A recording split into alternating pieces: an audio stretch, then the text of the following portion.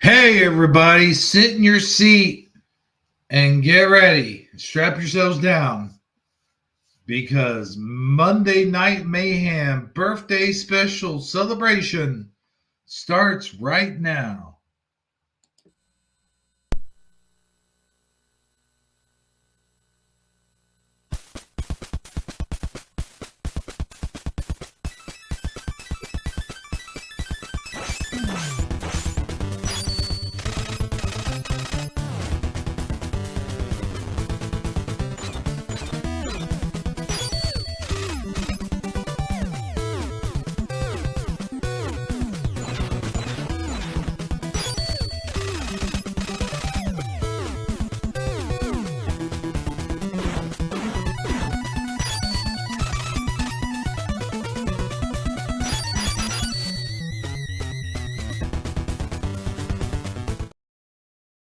Hey, everybody, happy Monday. Lordy, lordy, it's 8:40 and it's time for Manic Monday Mayhem. I'm your host with the most that loves peanut butter, jelly, and chocolate on my toast, Hero77, wearing my birthday hat. As you can see, I missed Sandy's birthday last week. I was supposed to be on the show and I fell asleep.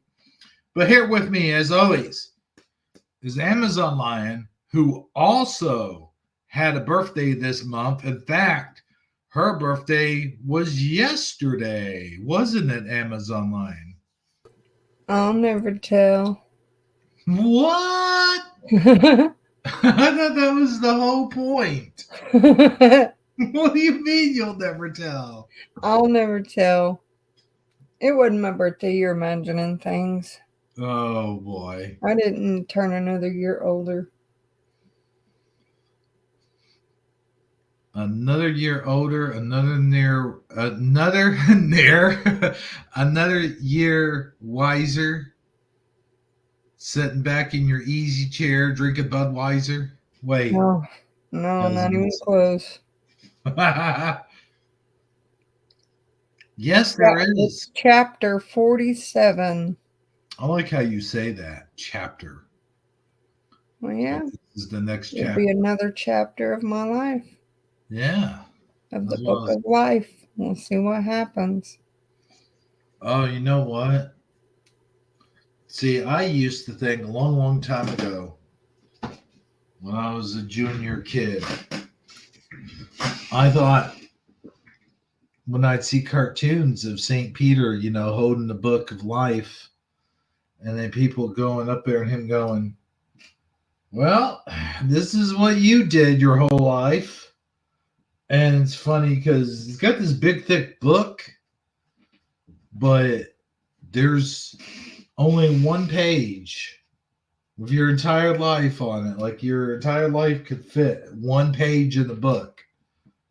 I just always thought that was suspicious. And then I realized it's heaven. They can pretty much do what they want up there.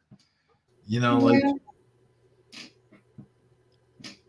if they wanted to make it look like an endless page and it all fit in one book, they could do that because they have superpowers.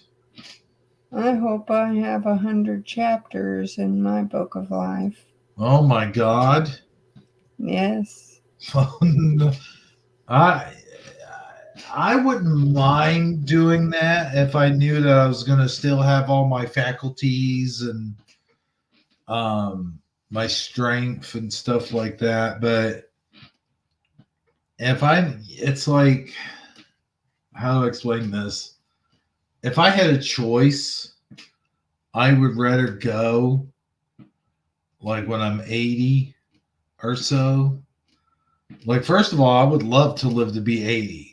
Like, that would be ideal. The perfect age, just to live that long. In fact, right now I'd be lucky if I lived to see 60 or even 50. Oh. No, but you can still sit down on a floor. You're doing great. Oh, wow, that's cool. I get on the floor. I better hope there's food nearby. so you could I survive. don't starve. How would you go to the bathroom? I don't know. That's on myself or on the floor. I Maybe can't that's get up. yeah. Maybe that's where you would land in the bathroom. Oof. I hate the thought of that. I hate the thought of slipping on the floor of the bathroom and hitting my head on the porcelain Oh, somewhere. Oh my gosh. That'd be awful, dude. I mean, I hate falling in general, but to fall in a little tiny space where you ain't got much room, and then you bump your head on the tub or the sink or whatever, that would be just an awful nightmare. And there's been people that done that, you know? well, there was lots of times where I thought I was gonna unalive, but I'm still here. Yeah, where's this conversation going? It's like we're supposed to be singing happy birthday. It's called We're feel sitting here talking. blessed for. Well, It's we're called sitting there feel. talking to.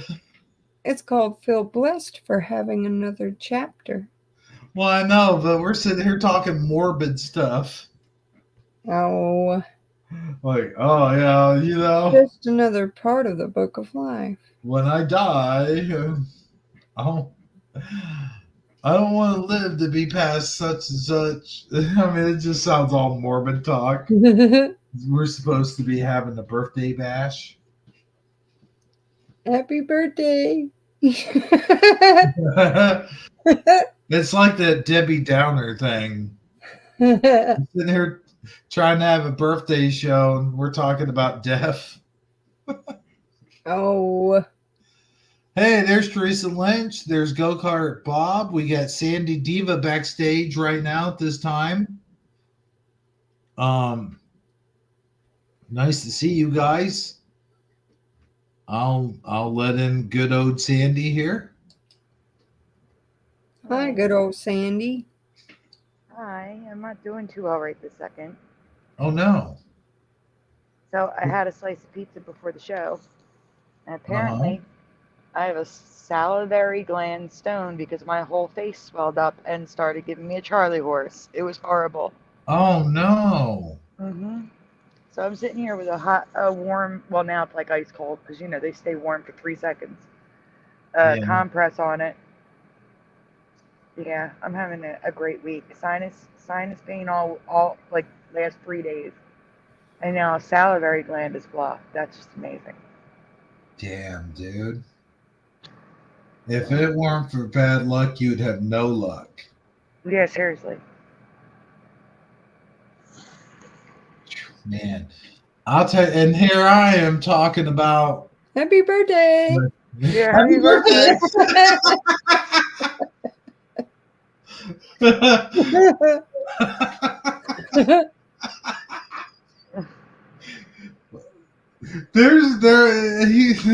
There I was talking about like we're talking morbid stuff. We're supposed to be having a celebration. Mhm. And I know that you couldn't like that couldn't be helped. No. But Of course, it happened like 5 minutes before the show. mm, Really. it's just like Alanis Morissette's Jagged Pill. What was that song? Ironic. Yep.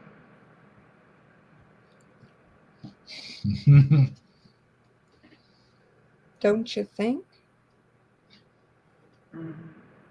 Well, here's the thing.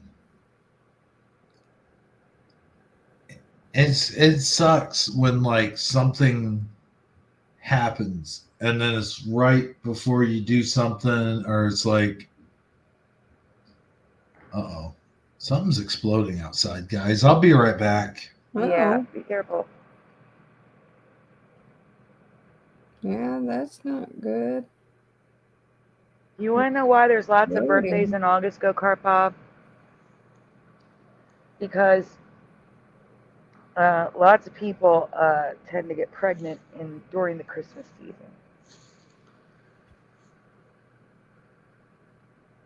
Yeah, it gets cold. More people stay in.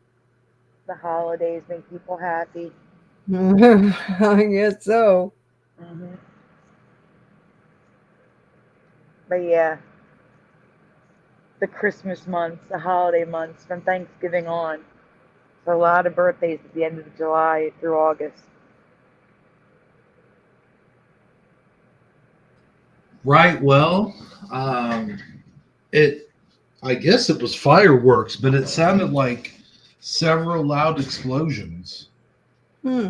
I couldn't see where it was coming from, so I just came back in. I guess I'm safer in here than I am out there. Yes, yes. Oh man, what a weird night so far. A Yeah, series. I guess for August birthdays they were most excited around like Thanksgiving. Oh Yeah. man, I tell you what, I got something new for Thanksgiving this year. If that is before Thanksgiving, the person that we want to win wins, and then maybe by Thanksgiving I could afford shit. Of course, that What do doesn't you? make sense because they would. I have no idea what you're talking about. I don't have any idea what I'm talking about either. She said something about Thanksgiving. I said, next Thanksgiving, I'm wanting to try a dish that I'll have the money that I'll be able to afford food. And then I started talking about the presidents, but it doesn't make sense because it won't be for 4, 5, 6, 7 months Hmm. after they're elected. Right. We won't see any real progress. It's This is not going going to to be happen the like worst Christmas. immediate. Yeah, yeah, through Christmas. And it could be even worse depending on the outcome. Yeah, that's the scary part. But there are some what do you call it? There are some positive things I heard today. Oh, to me. I'm staying. The only thing I'm worried about is election day. Everything else, I'm not worried about. I'm not worried. I'm not worried at all, except Well, for election day. I think the honeymoon phase is over now between the press and Harris. So I think now she's going to start now that she's starting to talk and actually do rallies and stuff, starting to talk and actually has one policy to talk about, the policy that she stole. Yeah, like literally didn't even wait 2 weeks. Yeah, that's the crazy part about it is like I think people are starting to realize that she doesn't really have anything to offer. And even if she does, why didn't she do all those things? Why doesn't she do them right this second? Yeah, people are so blind. Like you just want to just grab them and shake them. Why? Why? Why are you like this? I think it's What? because they watch television. Yeah, I don't that's. watch television anymore. Hmm. I would love to do a poll. Maybe I'll do one in Teresa's group. Oh, you should. I bet that about 95% of our audience doesn't really watch television either. I know Teresa does, but Teresa's television isn't real TV. She's watching like Netflix and stuff on TV. Oh yeah, I do that too. Yeah, I mean TV. Mm, yeah, Local news, national news. I get all my news on YouTube. I'm talking like TV that is on a set schedule, the old-fashioned way. Right. No, Because the news. I swear they figured out a way to pull off they live. I swear. No, the news is not news anymore, and it hasn't been for a really long time. And I was thinking about this the other day. Like, things didn't really, when things really, really first got bad, it all started after 9/11. After 9/11 is when the government showed its power. It was like, Well, yeah, it's probably our first major shift that we were aware of. what are you talking about? That was probably the first major shift that we were aware of. Hmm. Oh, okay, yeah, I see what you're Things saying. got derailed. Like our Hmm. entire lives were completely changed.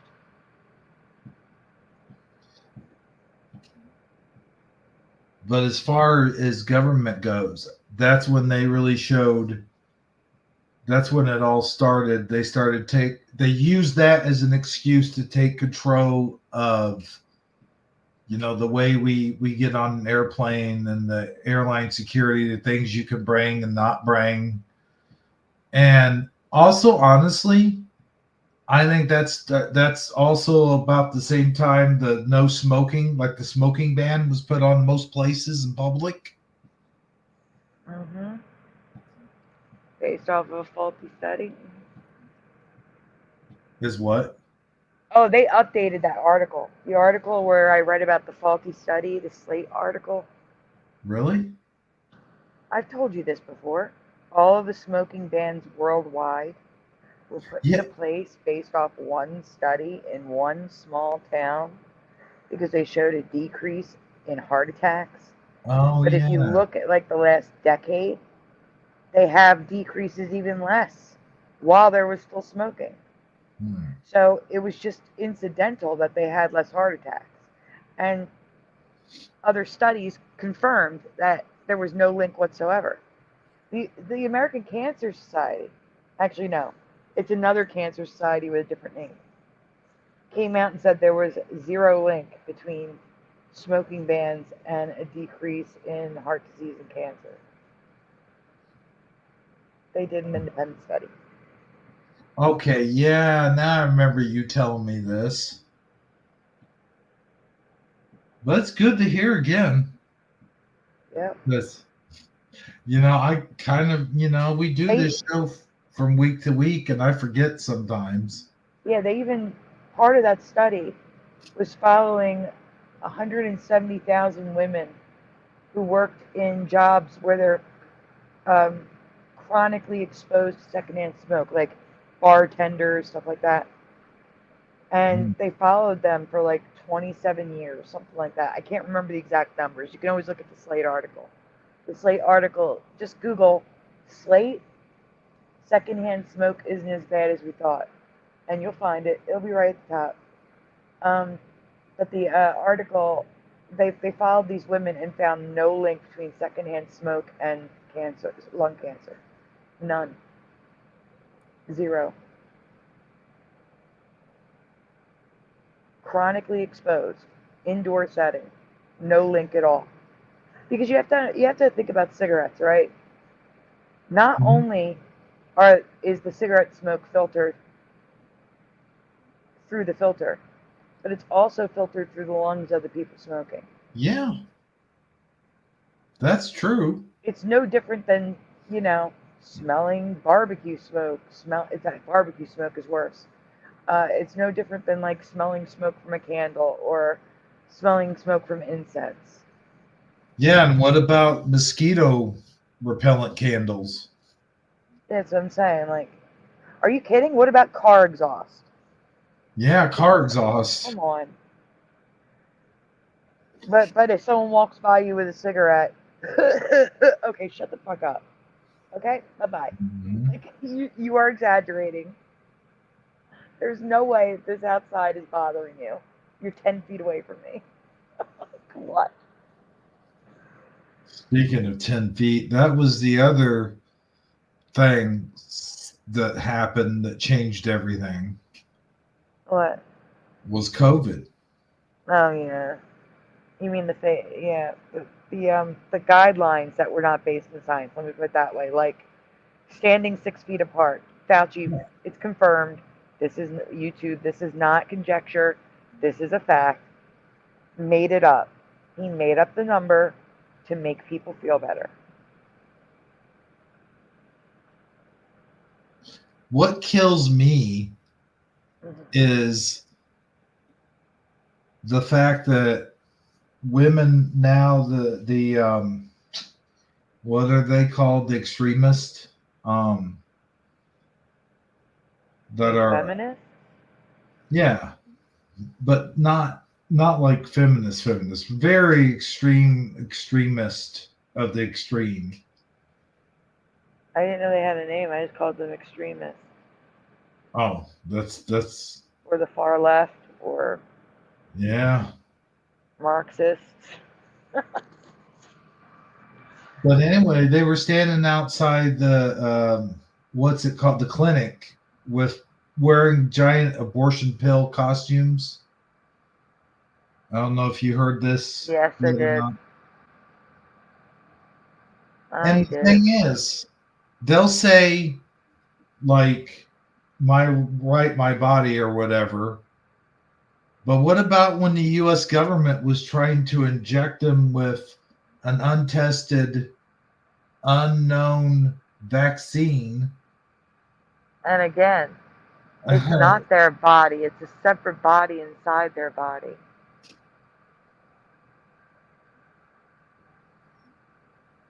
You understand? How's it their body, their choice, when they're making a choice for a body inside of them? Mm-hmm. It's not their body. It's another body. Just saying. They can call it a clump of cells all they want, but we're all clumps of cells.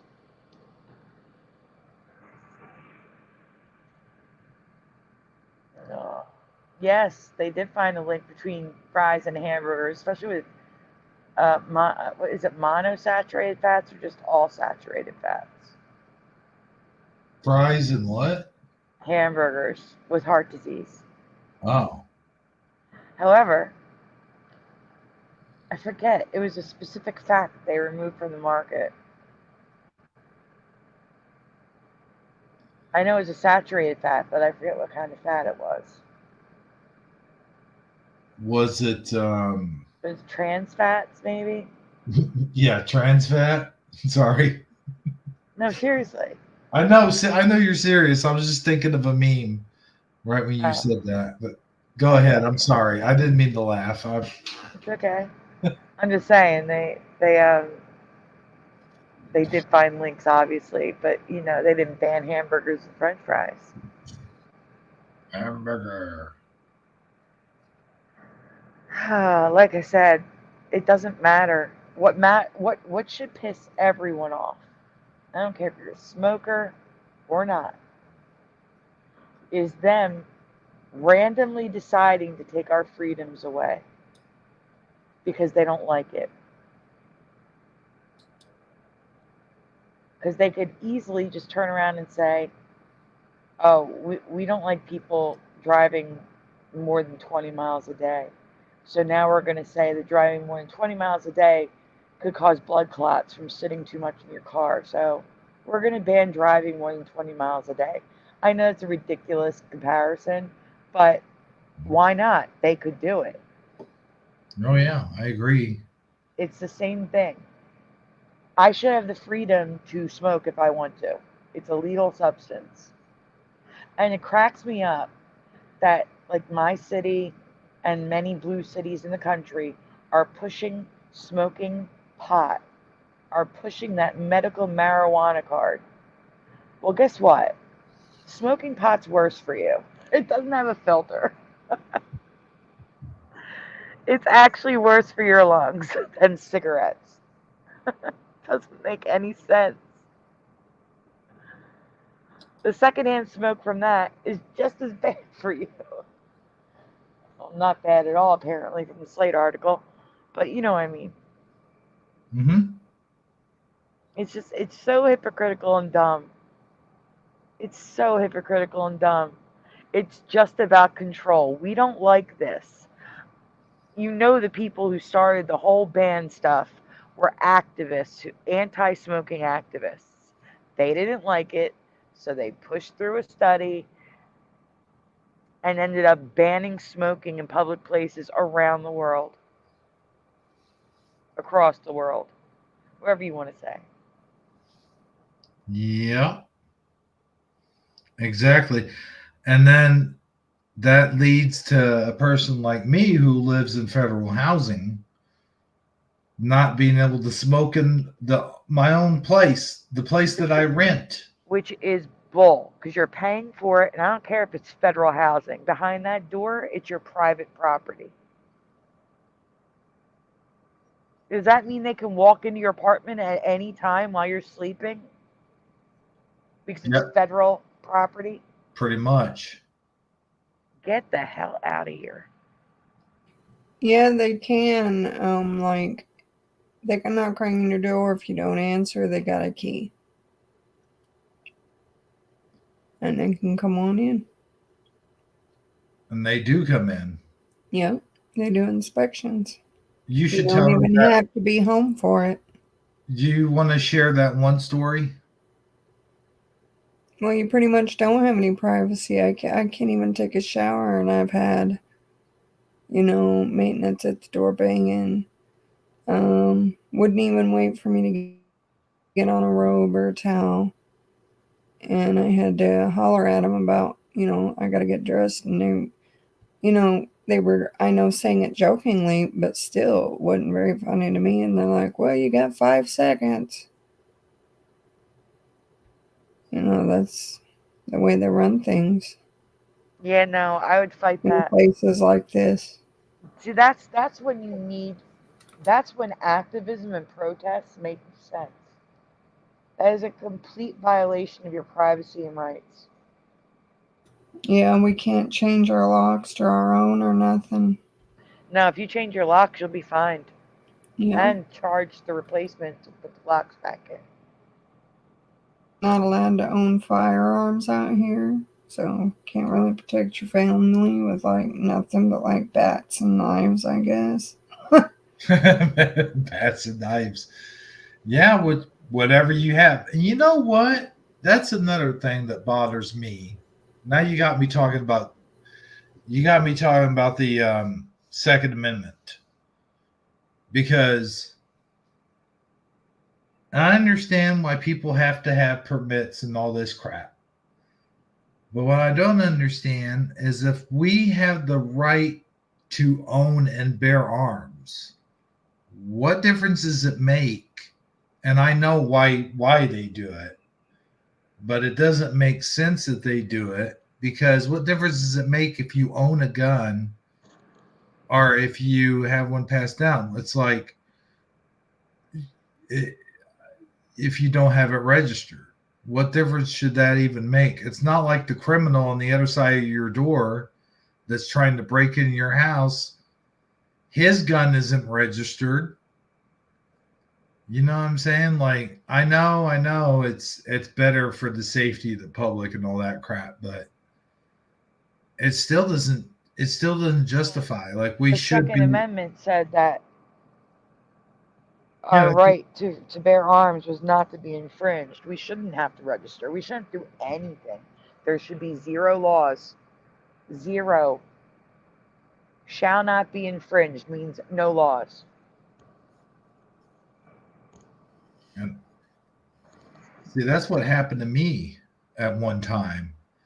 Someone was trying to break in, or at least I thought at the time that's what someone was doing, because they were rattling the garage door, and they were like making all kinds of noises and stuff. That's a reasonable And assumption. so yeah, so I didn't know what the heck was going on. So I grabbed my gun and I went over there and I told them, I have a gun. Get what are you doing? I said, what are you doing? I said, basically, like, what's going on here? I have a gun. Don't try anything. Hmm. And I thought at the time I was just protecting my property, What happened? or trying to. And So they ended up calling the cops on me, to make the long story short. It turned out to be my neighbor, but I didn't know that at the time. I thought it was just somebody, another meth head trying to break in again. We've had a couple things stolen from there. So he starts screaming and yelling at me, and I'm trying to explain. He's one of those people that doesn't know how to talk rationally or logically. Like, he will scream over you if he thinks he's losing an argument, or if he just doesn't understand what you're saying. The guy's a few sandwiches short of a picnic basket, if you know what I mean. Mhm. But anyway, so then the cops come and went through this whole rigmarole. I told them what happened. And then the end of it, they ended up taking my guns away from me because I didn't have a FOID card. What's that? That's the state card that you have to have firearms. It's a firearm. What's it called again? Fire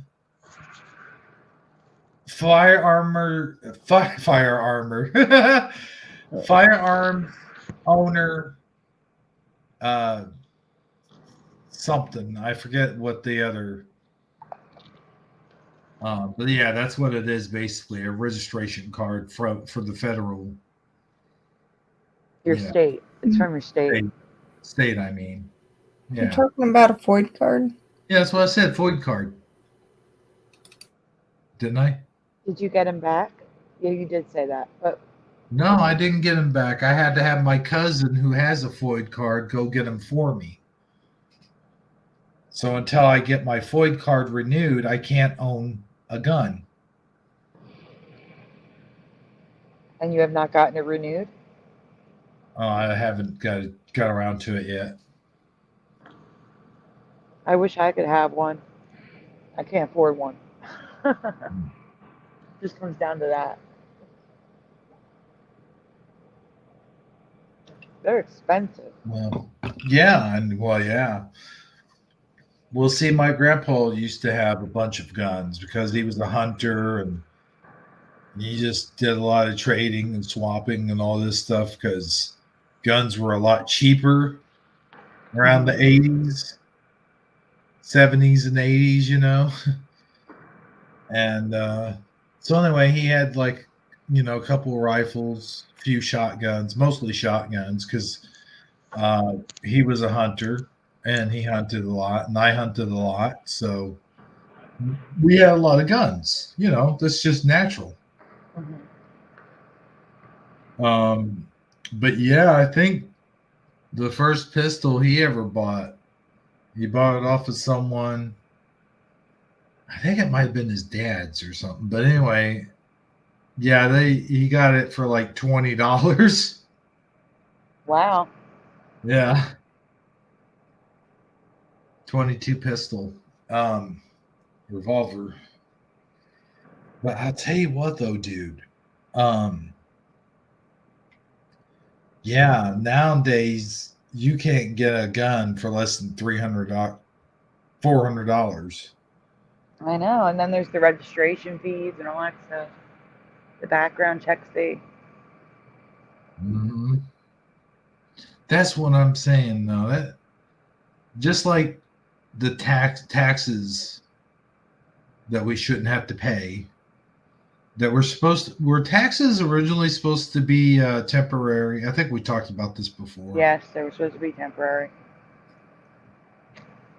Yeah, along with that, and here's the other thing I thought of this week. I actually saw some memes about it, where people were talking about how does this make sense. So you need a license to fish, you need a license to hunt, you need a license to drive, but you don't need an ID. You don't need to show ID to vote. I know. You need to show ID to buy cigarettes, liquor, not to vote, to enter buildings now here, because we have like that real ID, which is really infringing on your privacy. Wow. We have to get real ID or we can't enter government buildings in Philadelphia. That's the shits. And it's required by 2025. Oh my God. What is things coming to? I swear, it's like we're losing our rights little by little. Just keep taking them away. And oh my God, dude, did you hear about England? Like people are going to prison because of things that they're saying on the internet. Yeah, I know. That's why when people will say like, "Oh, Canada, other countries are better." No, they're not. Our Constitution protects us from that, unless of course it's January 6th. Yeah. Yep, that's exactly right. But hey, I think Amazon, she hasn't spoken in a while, and I'm getting kind of worried. I'm here. Oh, thank God, because I got something to say to you, and No. actually to the both of you. Yes. Why did my voice get really loud just then? Anyway. Okay, here it is. Here it comes. I believe this is public domain now. Correct me if I'm wrong. Well, It is. It is public domain now. All right then. Cool. Thanks, Sandy. You're welcome. So this is not going to be very good. So you guys, I'm gonna do it anyway. What the hell? Here goes. Happy birthday to you. Happy birthday to you. I like having you both on my broadcast. Happy birthday to you. Aw, thank you. That's so sweet. Yay! Hey. There we go. Okay, that was not easy. That was very good. Why, thank you. Thank you very much. You're welcome. But honestly, though, I appreciate both of you. You have done so much work for me. And I just like being on the show with you guys, honestly, because you're easy to talk to and we all seem to have a lot in common. Yes, I agree. Thank you for having me on the show. And online's like, yep, I know.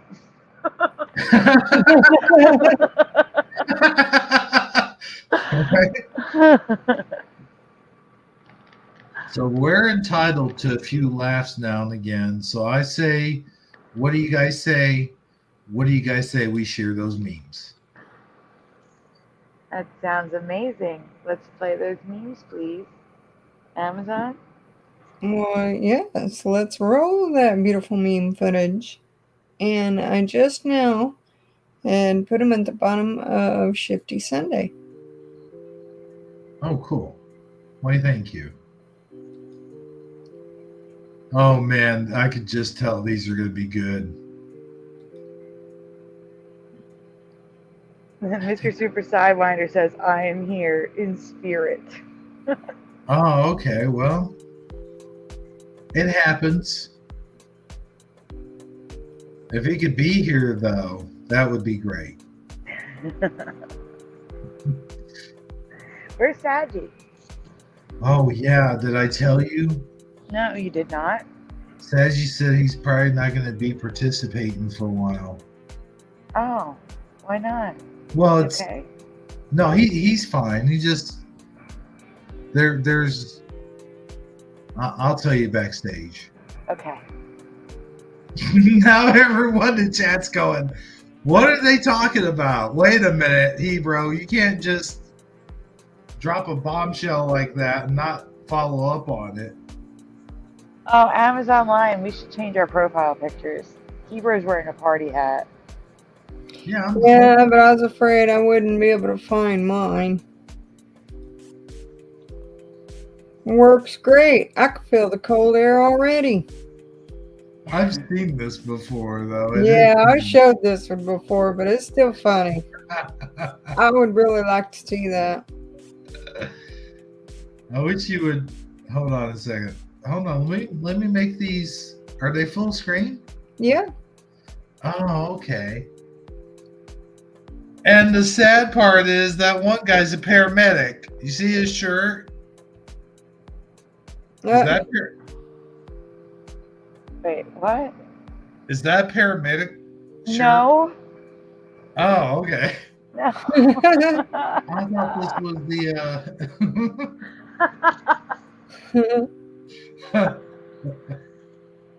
Never mind. But that'd be pretty bad, wouldn't it? Like, would you trust that guy? You know, drawings like these in textbooks are one of the things I miss most from school. You got a little boy laying there and a guy hanging over him. You son of a bitch, I told you I'd do it. You're next. I do miss it through the textbooks every year, though, and seeing who drew something in it or wrote something in it. I used to draw mustaches and blackened out teeth, devil horns, monocles. That's another thing. I had a fascination with monocles when I was young. So why would I not remember that Theodore Roosevelt wore a monocle? I used to love monocles. It's just something about them. I don't know what it was. The inventor of Pop Rocks. Sugar is not good enough. It also needs to detonate. First time I ever... Was I the only one that was really surprised when you had Pop Rocks? Not really. It sounded like they were going off in my ears. One thing I never got to try that I always wanted to try is the Mentos and Diet Coke thing. I would love to go. I've never done that. You guys ever do that with the Mentos? No, but if the internet tells us anything, it definitely works. It's going to make you a mess. Right. Yeah. I know it definitely works. I'm just saying, I'd still like to do that for myself, though. You know what I mean? Just Amazon Lion. Make sure you're home that day. You're You're not the one cleaning it up. If anything, do it out in the road. We don't want to draw on a bunch of ants. This is when you can't decide on whether you want a motorcycle or a truck. This is what happens. I'll tell you what. You can still haul a lot of shit. All right. Or Noise Guru says, dip your ice cream cone in Pop Rocks, or just buy ice cream that already has Pop Rocks in it. Because there's actually a lot of them. All the fairy ones, cotton candy ones, they all have Pop Rocks in them for some reason. Wow. That would be an interesting ice cream. Ice cream. Oh, Lord.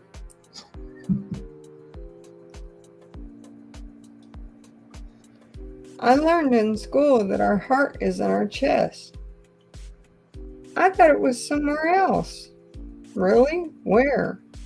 Grandma used to pat me on the bottom and say, bless your little heart. So that's where I thought it was.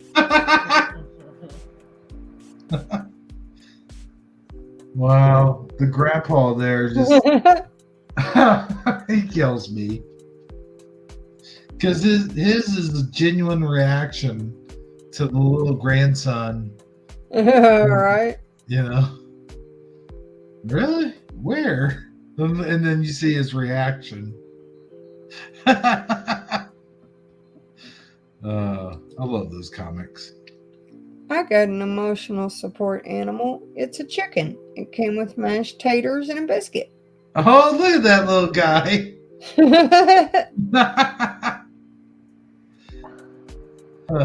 So why does his taters and biscuit look like a banana? What is up with that? What's he drinking? Ew. Looks like he's I hate drinking. AI art. Because drinking strawberry milk. No, there's big black chunks in there. Well, maybe it's mints. I don't know. That is weird. Well, it's AI art, that's why. Maybe I mean, a look at the French fries. decoration on a cup. I don't know. A bucket of what French is fries. AI thinking? Why would it be the cup? Maybe it's a kid and you put the green beans in the milk. Who the heck knows? I still can't get over the banana. Yeah. AI is kind of crazy. And the chicken is just a formed mountain. Mashed potatoes. But they made a cute baby Yoda. Yeah. Right? Whose girl says, mint leaves and milk, yum. Can I take a message? She's doing her homework. Oh. And look, the mom, oh, she's getting mad. You know what Dennis the Menace reminds me of? What? His hair, like his haircut. He looks like he could either be a young Donald Trump Yeah. or one of Donald Trump's illegitimate sons. Yeah, he does kind of look like Barron. Yeah. I just wouldn't call him illegitimate, but you know. Right? Like when Barron was younger. He pretty much had that haircut. Yeah. He did. Yeah, you're right. You know, when I saw this No. next one, I was just sitting there thinking, I wonder if somebody could ever get away with this. I just paid it backwards by telling the drive-thru lady that the car behind me is paying for my stuff. I don't think that's how that works. I was like, I mean, you could try. What's the worst that can happen, right? They'd Why forget their does- food and come chasing after me. Okay, dude, this is freaking me out right now. Look at this cat's mouth. It looks like a human mouth. Yeah, the teeth. Is that an AI picture? Who knows? Very well could be. All you gotta do is put in a picture of that cat and a car Mm-hmm. and then put it together. Well, you give a picture of the cat, you say, cat driving a car. And then they'll spit out that. But it gave it a human mouth. That's creepy. Look at the mouth really close. Tell me that don't look human. I mean, I have seen cats make that face before when they don't like something. They open their mouth a little bit like that. Looks like they're smirking. But they're like, ugh, like what is that? Like you can look up a cat. Well, now Like that you there's put it videos that of it, way. you can see it. But even the flesh is there. Like, I don't know. Am I looking at that picture wrong? You know cats have lips, right? Like Yeah. That's in part of their mouth. It's like a lip. Yeah. That's probably what you're saying. I'm telling you, that's a real cat expression. Okay. Hey, I got no problem with you. I believe you. Whole Bean Coffee says, you're grounded. Ground Coffee says, duh. Oh, he should get an extra grounding for that. He mouthed off to her. Whole bean. Whole bean? Whole Bean. You get the whole bean. I got a whole coffee bean for you. Here you go. You know, if you had an Alexa, this might be you. Murderer chasing me around the house. Me. Alexa, play the Scooby-Doo theme song. Oh, no, that would be cool. You know what would be even better What's that? is to have him play the Benny Hill theme song. Right. Yeah, I could see you.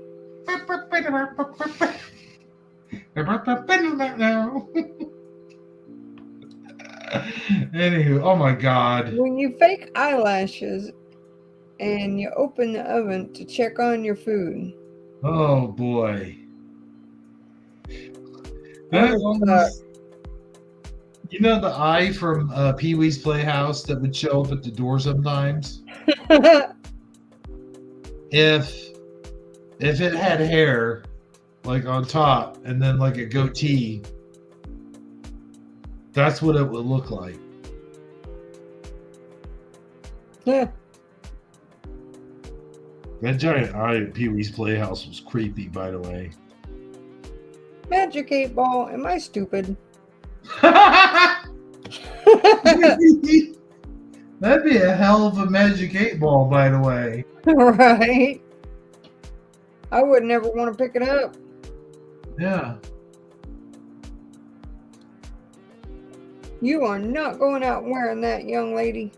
Oh, I think I've seen this one before. I think we had that for our Halloween special, didn't we? I don't know. I don't remember. That's weird. Maybe I'm having deja vu. Or maybe it's deja boo. Uh-huh. Why Wah, the heck does it look like a Kleenex? wah. It looks like a ping pong, or not ping pong, what are those things called that you hit with the racket, the shuttlecocks? Yeah.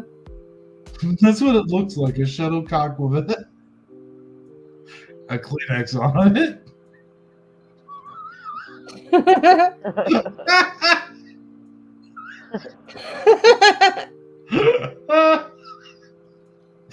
oh my gosh, I just got dizzy. Okay. Ooh. Careful. Yeah, no, I don't want to end up like that guy who died while watching the TV show. My wife is singing literally- in the... Oh, Hold on a second. He literally died laughing. You ever hear of that? yeah. There was a TV show in the 70s. I forget the name of it. It was a comedy show, of course. And this guy literally died laughing. Oh my gosh. But the cool part is his wife sent them a letter later saying that my husband died while watching his favorite show. And she thanked them for giving him the laughs that he had left, you know. Right. Does that mean they literally got the last laugh? Huh. I guess you could look at it that way. Boom. That's gruesome. Sorry, guys. Anyway, moving on. My wife is singing in the house. I'm sitting outside so the neighbors don't think I'm hitting her.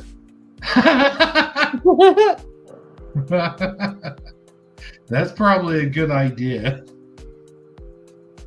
You know, I think next time I make meatloaf, I really want to try and do it like this next picture. Ew. No. Yes. I am not. What are those? Garlic? Onion. Oh. The I would toenails still, are of on. course, put all the ingredients in it, but I Oh. would shape it like a foot. You know what? Maybe for Halloween, Yes. and then you could put like ketchup down the Oh yeah, on the these top. parts. Yeah. And down the foot. Yeah. Yep. Meatloaf. Oh gosh, I gotta get off this picture though. It's freaking me out. You remember this? This was a picture that I took of the moon and I got bored and decided to add stickers to it. I found that today and I thought it was hilarious. I was like, bored much? Right? That's a great moon, though. Moon singing. I wouldn't doubt if one of these days the moon will actually look like that. Hey, speaking of the moon, real quick, is this the last meme? Yep, that's the last one, except I have one more after that. We have our nightly question Okay, but hold on just 1 for second. you guys in the Just audience. hang on 1 second for that. Sandy, I'm asking you this question too. Maybe I'll also ask the audience. Okay. Did you guys know that there's a second moon out there? I heard something that it's like temporary. Yeah, it's well temporary. They said 300 years. Like, No, I heard temporary. 300 years, no. oh, really? Well, I mean, compared to the moon we have now, the first one, that is temporary, though. Yes, in the grand scheme of things, yes. Yeah. I'm more likely to believe that something is being built up there. So they needed an excuse. Huh. Oh my gosh. Look That's at not you bad. now. Yeah. Okay, Amazon 9, what's this next thing that you speak of? So, what is something every junk drawer must have in order to be considered a proper junk drawer? Ooh, this is a good one. Okay, you guys in the Please feel audience. free in the audience to give your answers in the comments.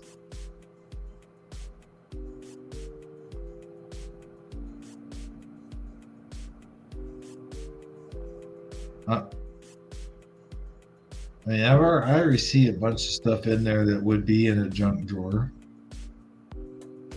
I would think rubber bands would be one of those things. For me, batteries.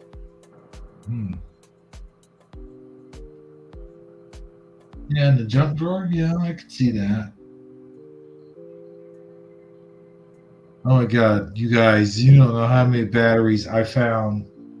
One day I was cleaning out one of my drawers and I was like, batteries and cough drops. There was, Cough drop. yeah. That's a different one.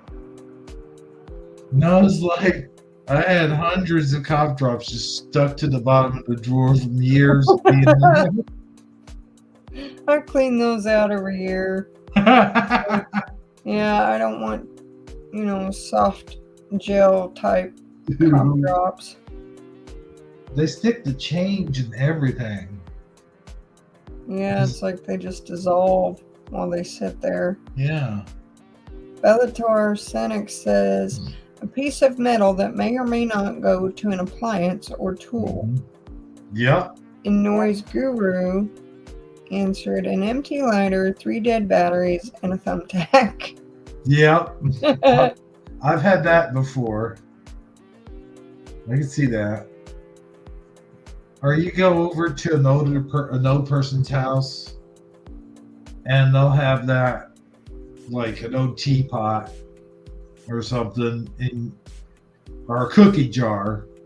They'll have a cookie jar over there. You go to reach in the cookie jar and it's all just like rubber bands and paper clips and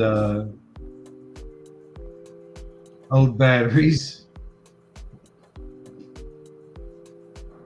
Yeah, I keep mine pretty cleaned out. Mine's, batteries, just one washcloth for, to wash dishes with, and a couple of oven mitts, A remote tacks. A remote to a TV you haven't had for 10 years. Yeah. or a remote to a fan or a heater that you don't even have anymore. I know one thing I kept that was funny. I'm like, well, you never know if I'll find a can of Spam that doesn't have the thing where you can twist the top off of the Spam. So I kept it. Yeah. See?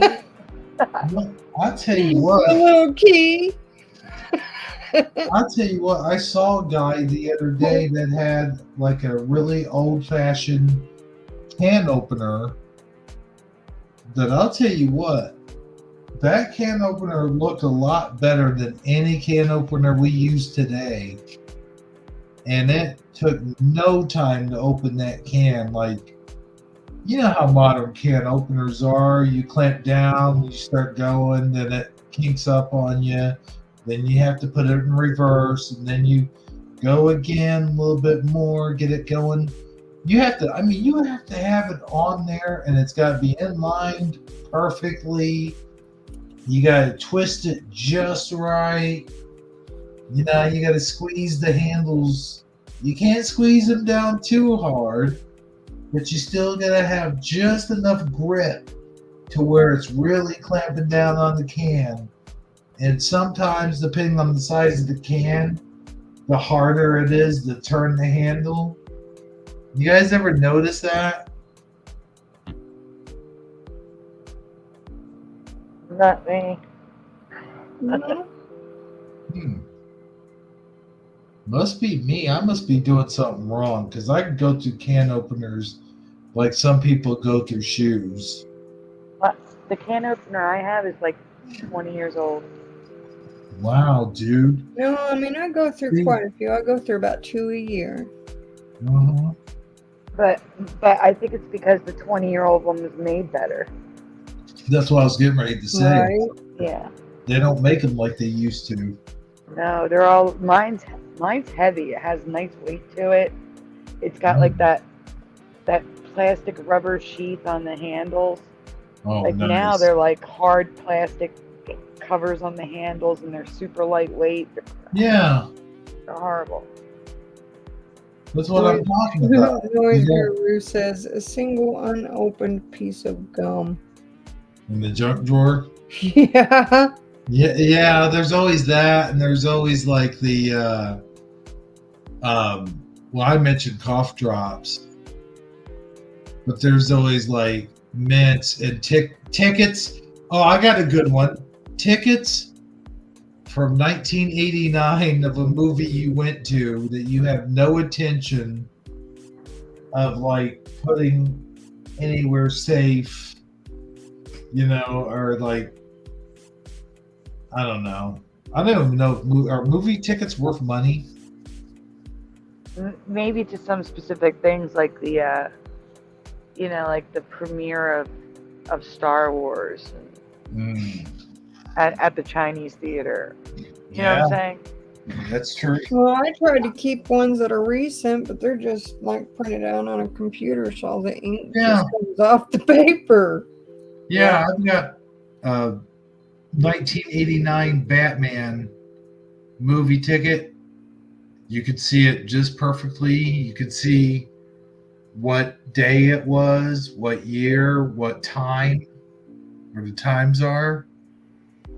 And yeah, like she said, you get something today, you get like a printout, a little piece of paper that fades. Or if you're one of those people that get their movie tickets online, you don't even get that. Like you just, there it is on your phone.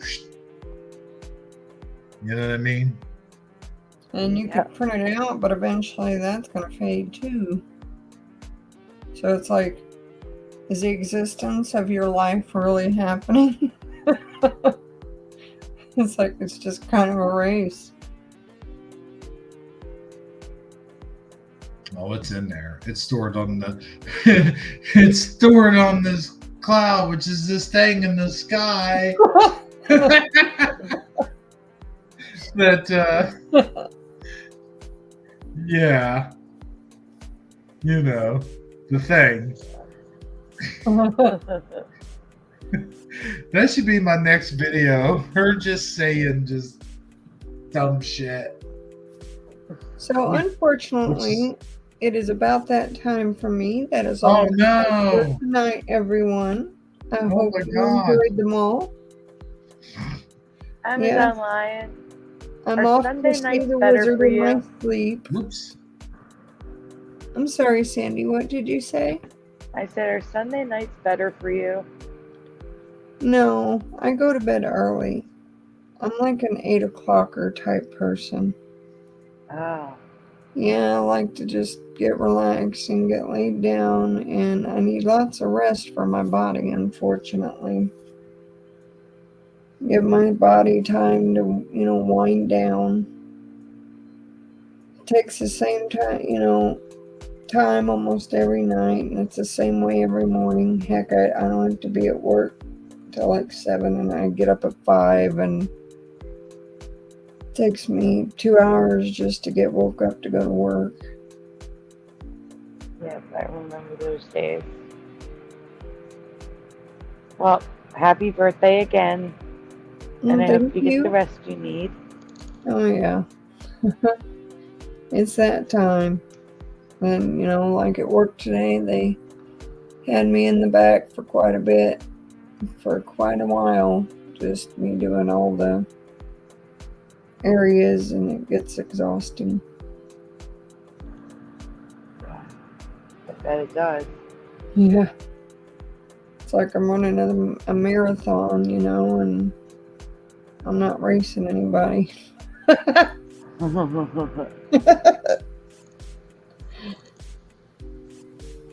Well, I'll go out my usual way. That's a deep subject.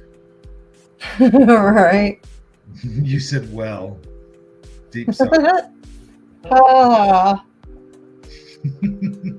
That's a dad joke. right. Uh, All the way.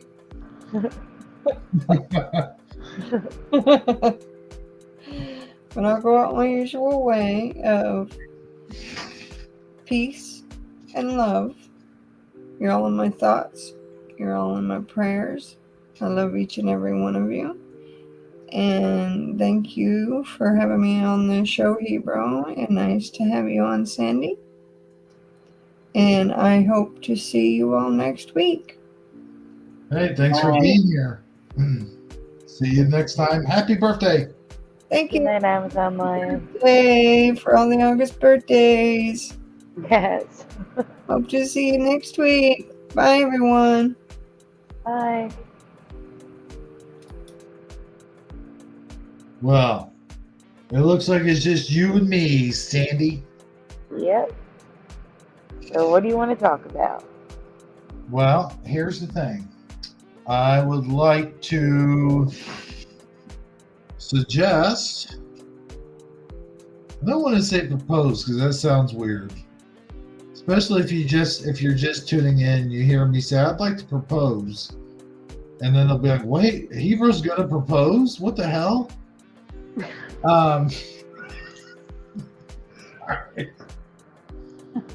I couldn't resist that joke.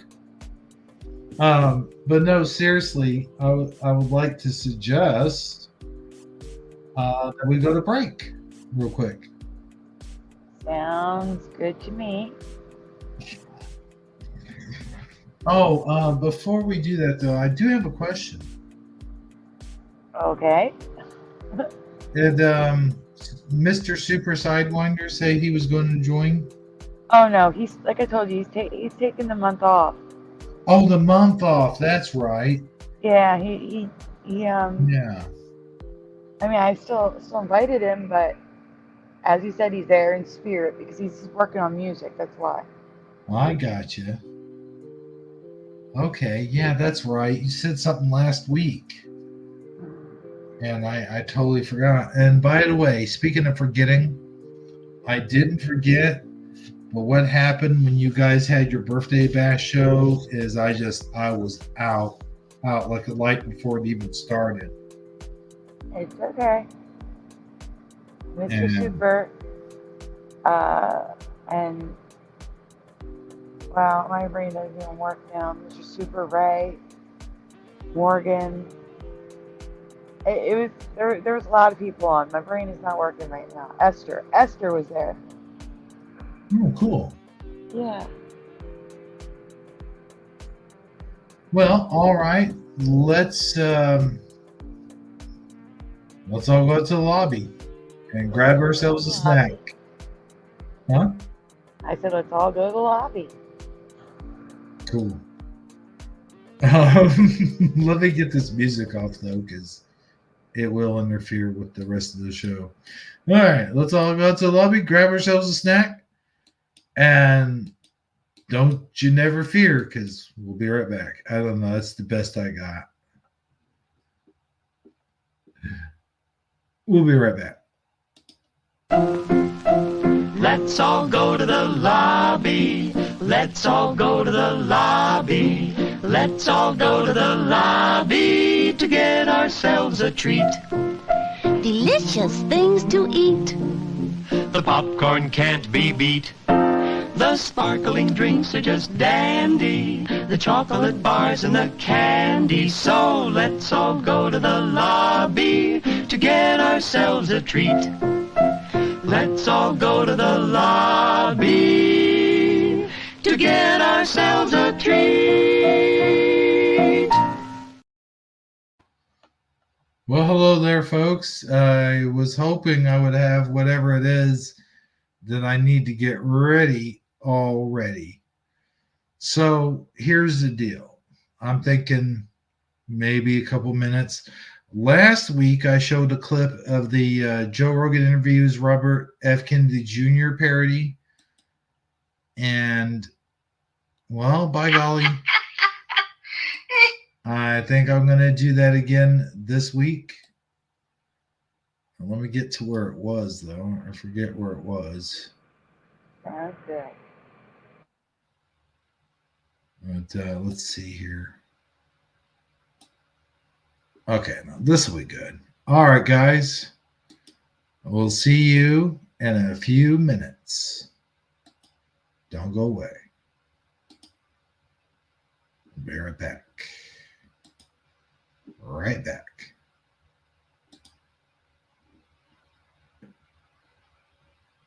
Hey, I don't hate guns. I just don't want people shooting guns at other people. Like my uncle, for an example. Hey, Joe, would you like to see a pic? We saw that part last time, I think. For the Sorry. 50 cent piece. Yes, it very much was. And, my uncle, he, as you know, had many girlfriends, and I only have one, and that's my wife. Anyway, a vote for me would be a vote for democracy. You see, people must understand this. Are you okay? You sound like you could use a throat lozenge. Yes, Oh, and we it's saw very this. odd, though, that You get past the bottom part. I could go for some ice cream right now, actually. Thanks a lot. Let's see. And I really hated it. Oh, wait, I like that part. Hold on, guys. You, bruh? Oh my god, I could go for some ice cream right now, actually. Thanks a lot. Yeah, dude, you have no idea. I've had such a rough week. And it was rough but gruff. This ice cream tastes so good. I didn't even want to drop out of that race, brother. I just wanted to continue running. And Nancy Pelosi threatened me for no reason. And that made me cry. I'm going to suicide. and I really hated it. Just calm down there, JB. I got your back. It's not so bad. You know, just eat your ice cream. Keep it cool. Get it? Keep it cool. Once will ask you this, and yes, Jove, I am gonna eat your ice cream. As will I ask you one thing. This is one thing. Just who's your running mate? And please don't say it's the Iron Sheik. Huh.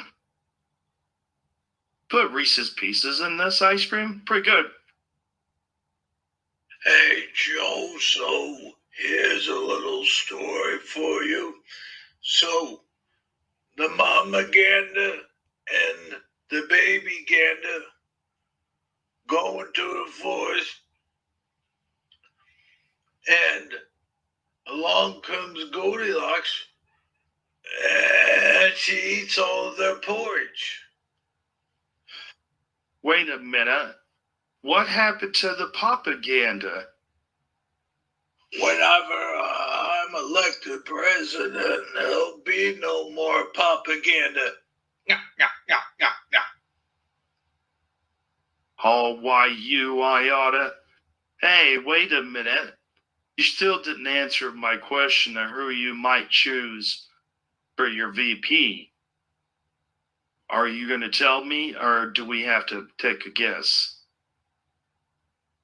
Well, your guess is as good as mine, Joe. It could be Nicolas Cage, or it could be Jack Black, or it could be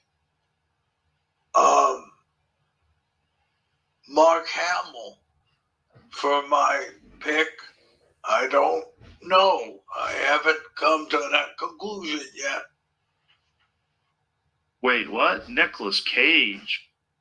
I understand the rest of those, but look, honestly, I was kind of hoping you would choose someone political, someone who would, say, counter tampon Waltz, and who's the other guy, J.D. Vance? I don't know, just saying. Hi, give me back my ice cream, guys. Come on now. I need that ice cream to go to bed. It has to be in my belly. It fills my sadness. The ice cream fills my sadness. Come on, Mike. Calm down, Joe.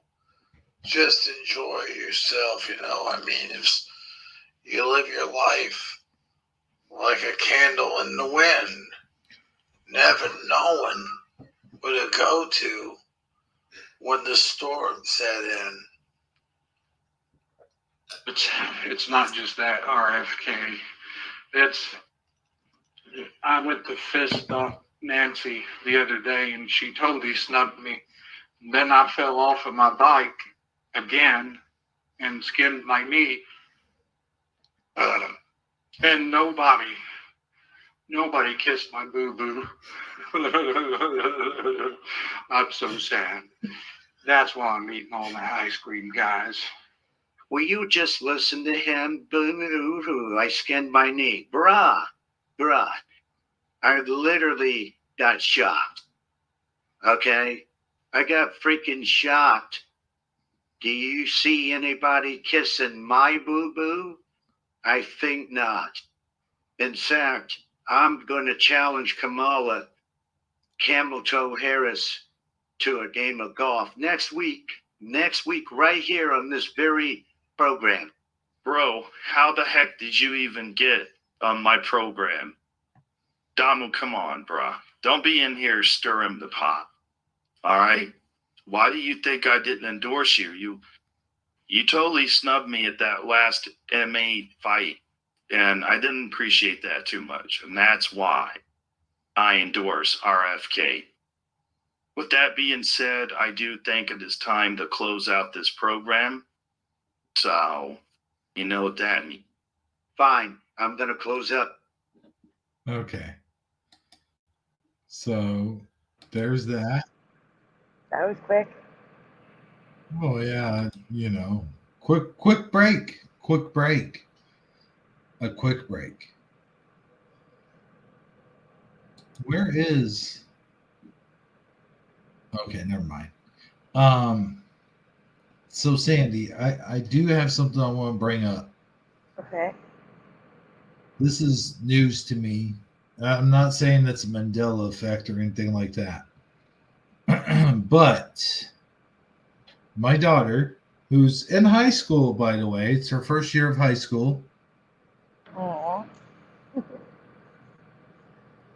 Good And time. she brought this to my attention that I was not aware of, that dogs can actually see color. Yeah, we've talked about this. Yes. They can't see color like we can see color. They can see, like, I think it's blues and greens. It's specifically a range of color. Mm-hmm. And they were always, they could only see black and white in my past. Noise guru. What did I ask?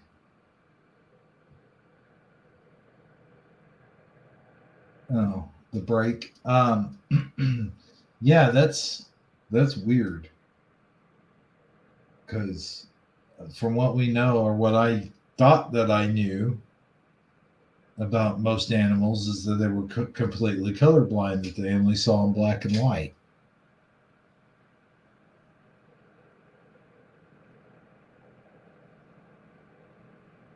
But that would explain also like why dogs watch TV now. You know what I mean? Like they watched TV before, but it wasn't like they really got into it. Like they really paid attention, unless like another animal came across TV and they might bark at it or something. But now it's like they pay attention. They have feelings and emotions when they watch it. Like they don't just watch at it. Like it's almost as though they can understand what the characters are actually doing and the emotions that they're conveying. You know what I'm saying? Yes. Yeah, I even covered, you remember that big gray bird with the shoe bill? Yeah.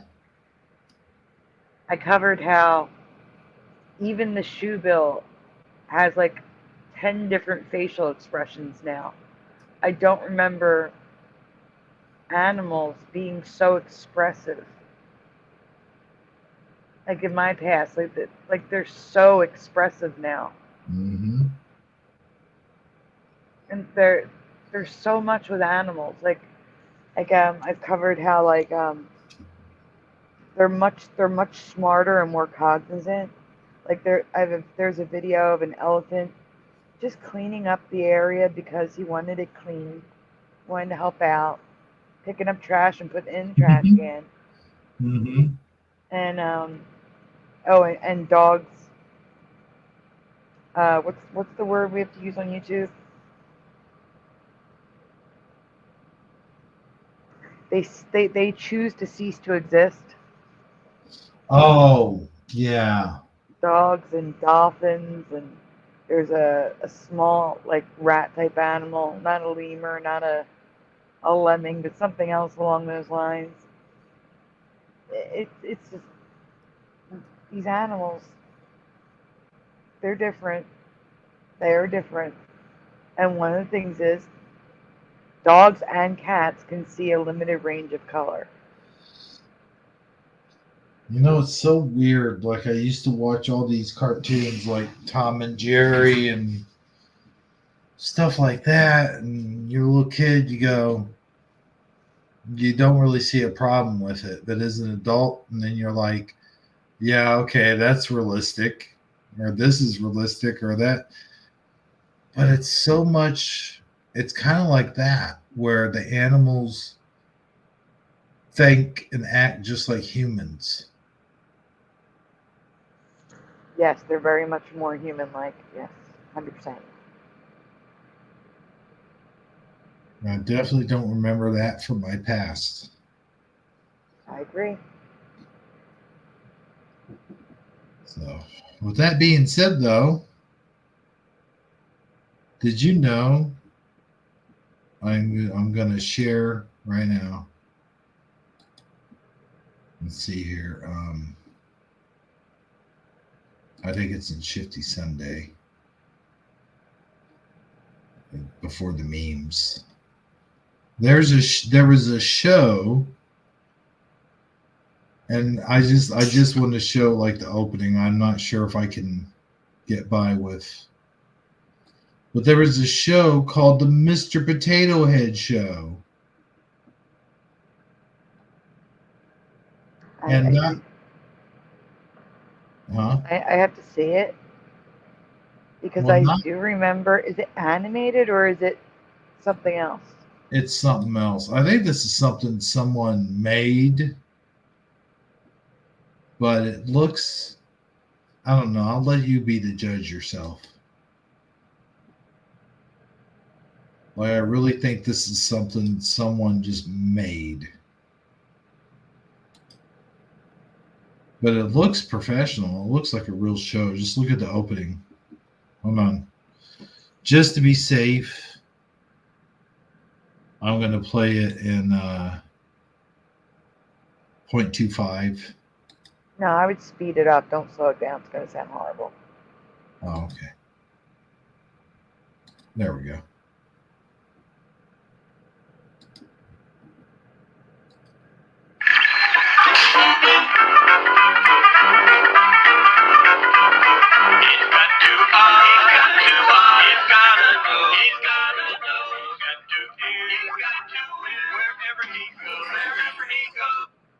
Okay, so there's just a little bit. So that's the little bit of the intro for the Potato Head Show. You think someone made that? So that's really good. It's really professional looking. It really is. And here's like this.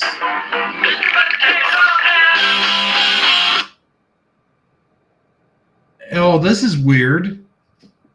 That character there kind of reminds me of the Pizza Head guy from those Pizza Hut commercials. Do you remember Mr. Pizza Head, or I think it was just Pizza Head or something? I actually don't. It was an homage to Mr. Bill's show, but it was done with a pizza slice. I honestly don't remember it. Oh my gosh. I'll have to show you a clip here in a second. Because it was a series of commercials that they did with claymation, much like Mr. Bill. Like, I'm sure you know Mr. Bill, who that is. Yeah. So it was basically that. And I think it was even done by the same guy who did Mr. Bill. Like, I think it was, you know how you'd see the giant hand? It'd be the human guy and he'd be talking. I think it was the same exact guy who does the voice. We'll see. He makes a show in his kitchen crew. I have never in my life seen this show ever.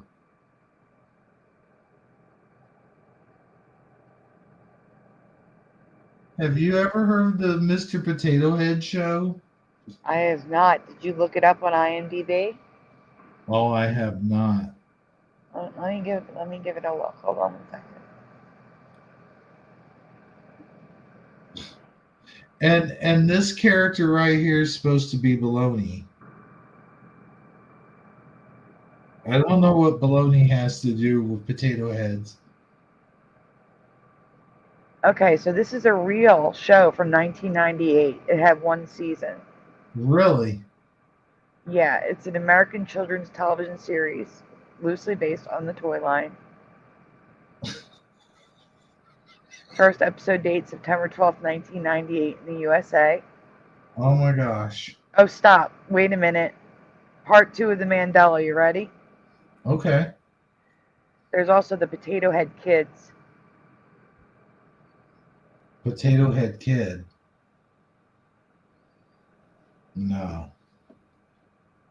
For real? Yeah, it was a cartoon, 1986. Hmm. Well, when you get it, just send it But to. guess what?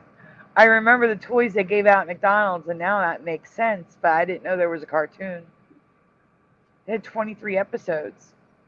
No way. It was also in September of 1986 in the USA. I mean, I'm not saying that's a Mandela effect, but I've never seen it. And If you want to Google it and just show it to people. Well, I could do that. And I used to watch cartoons all the time back then. What's it called? Potato Head Kids. Potato Head Kids? Yes. Okay. Potato Head Kids. I remember Flintstone Kids. I remember Flintstone Kids. The Flintstone Kids, yeah. Okay, I see the toys. No, Potato Head Kids cartoon. You might have to write cartoon. Or 1986. Oh, wow.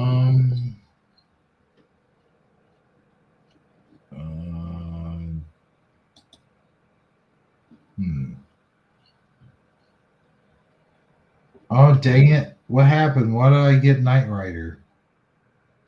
Get out of here. Okay, now wait a minute. This is... Hold on. I'm seeing a thumbnail here for a cartoon, but it looks like more like early 2000s. Hold on, let me see if I can get you a link. Here, I'll show you what I've got on the screen. Here's what I'm getting.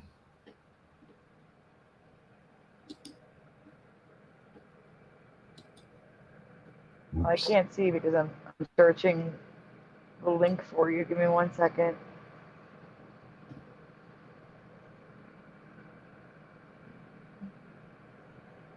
Oh, now, yeah, that kind of looks like it could be late 80s, perhaps. Okay, Messenger. Yeah, that's... Wait, hold on. What is going on? Small fries. Yeah, small fry. Yeah, that's it. Okay, you have it now. Okay. I have no memory of this. I don't remember this. I don't remember either of them.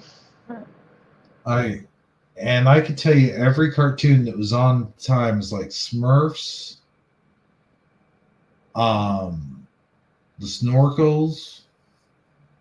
I remember that one. I think there was Strawberry Shortcake. Snorks. Huh?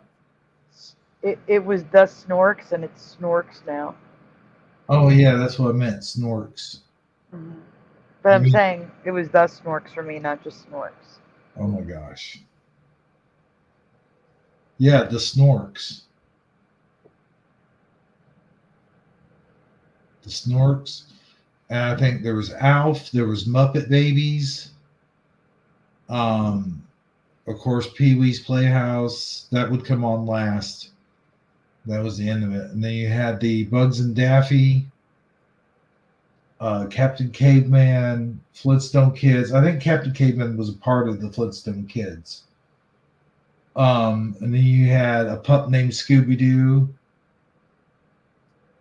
There was lots of baby versions of things back in the 80s, like mid to late 80s, early 90s.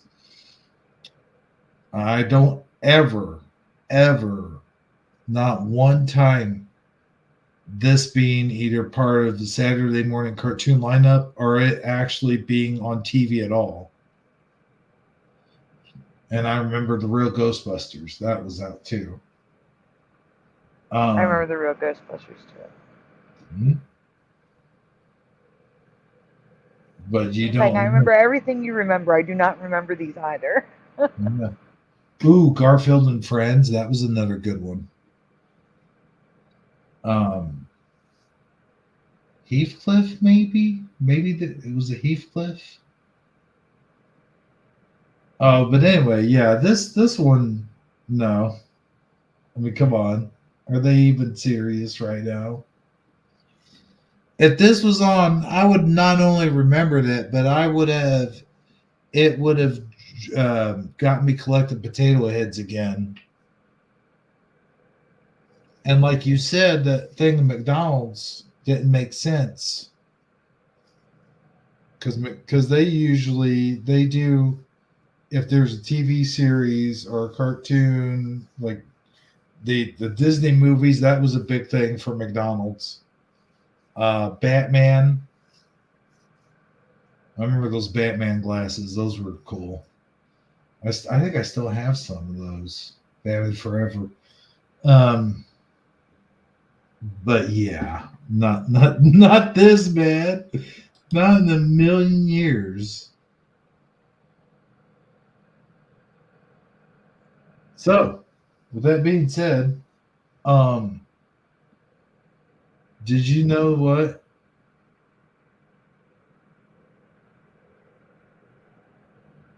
What? So I'm looking up at the sky the other night, and I'm not a big sky watcher like most of you are. Like, I know Amazon Line's a big sky watcher. You mentioned you were a big sky watcher at one time. No, I would love to be. I can't see the sky. Oh, really? Does it give you vertigo? No, it's the light pollution. Oh. Oh, okay. Yeah, that makes sense. Who was it that said that they used to love looking up in stars and stuff, but it gives them vertigo now? Wasn't me. I know that was one of you guys. Anyway, it might have been Amazon Lion. But anyway, yeah, so I'm looking up there, and I notice the usual things like the Little Dipper and the Big Dipper and whatnot have you. I've never seen the guy with the arrow. I've never seen that dude. But anyway,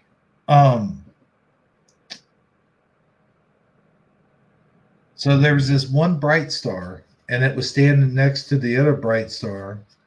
And then I saw this red flashing thing. And it wasn't like an airplane because it wasn't moving. It was just staying still in one spot.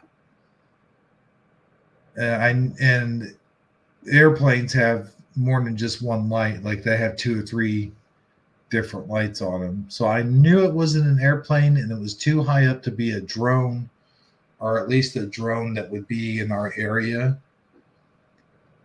I don't know about some of these big ass professional drones, but it didn't look. Looked like it was too far away to be any of that stuff. And it's just flashing red light, and then right next to it, on the other side of one of the brighter stars, was another red one flashing. Now, that could be maybe like Mars or like Jupiter, like one of those. Were any of those supposed to be like close to us, where we could are clear to us, where we could see them, that you know of? Wait, what? Like there was supposed to be a night where the planets were all in line or something. Oh yeah, when they were supposed to be. Yeah, I remember that. And people were saying that something bad was going to happen. Might still, who knows? But no, I'm kidding. I'm kidding, but not kidding. So I don't know. It was just weird seeing that. It's one of those things I really can't explain because it, like I said, it didn't move, so it wasn't like a shooting star, and it wasn't. And because it wasn't moving, I didn't think it could be an airplane.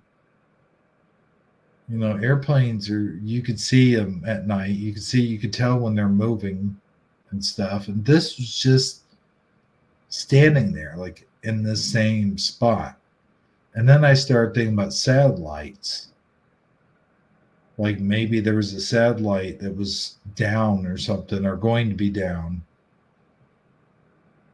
But I didn't hear anything about any satellites, you know, falling out of orbit or anything.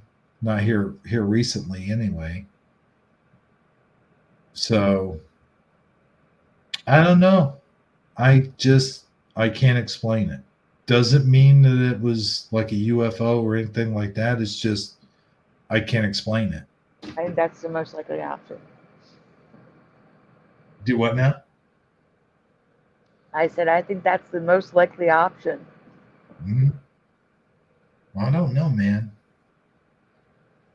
Yeah. Because I don't think we have any burning stars in the sky right now at this time. And even so, stars tend to, like, you could see them move. Well, I guess they're not moving technically. It's the Earth supposedly moving.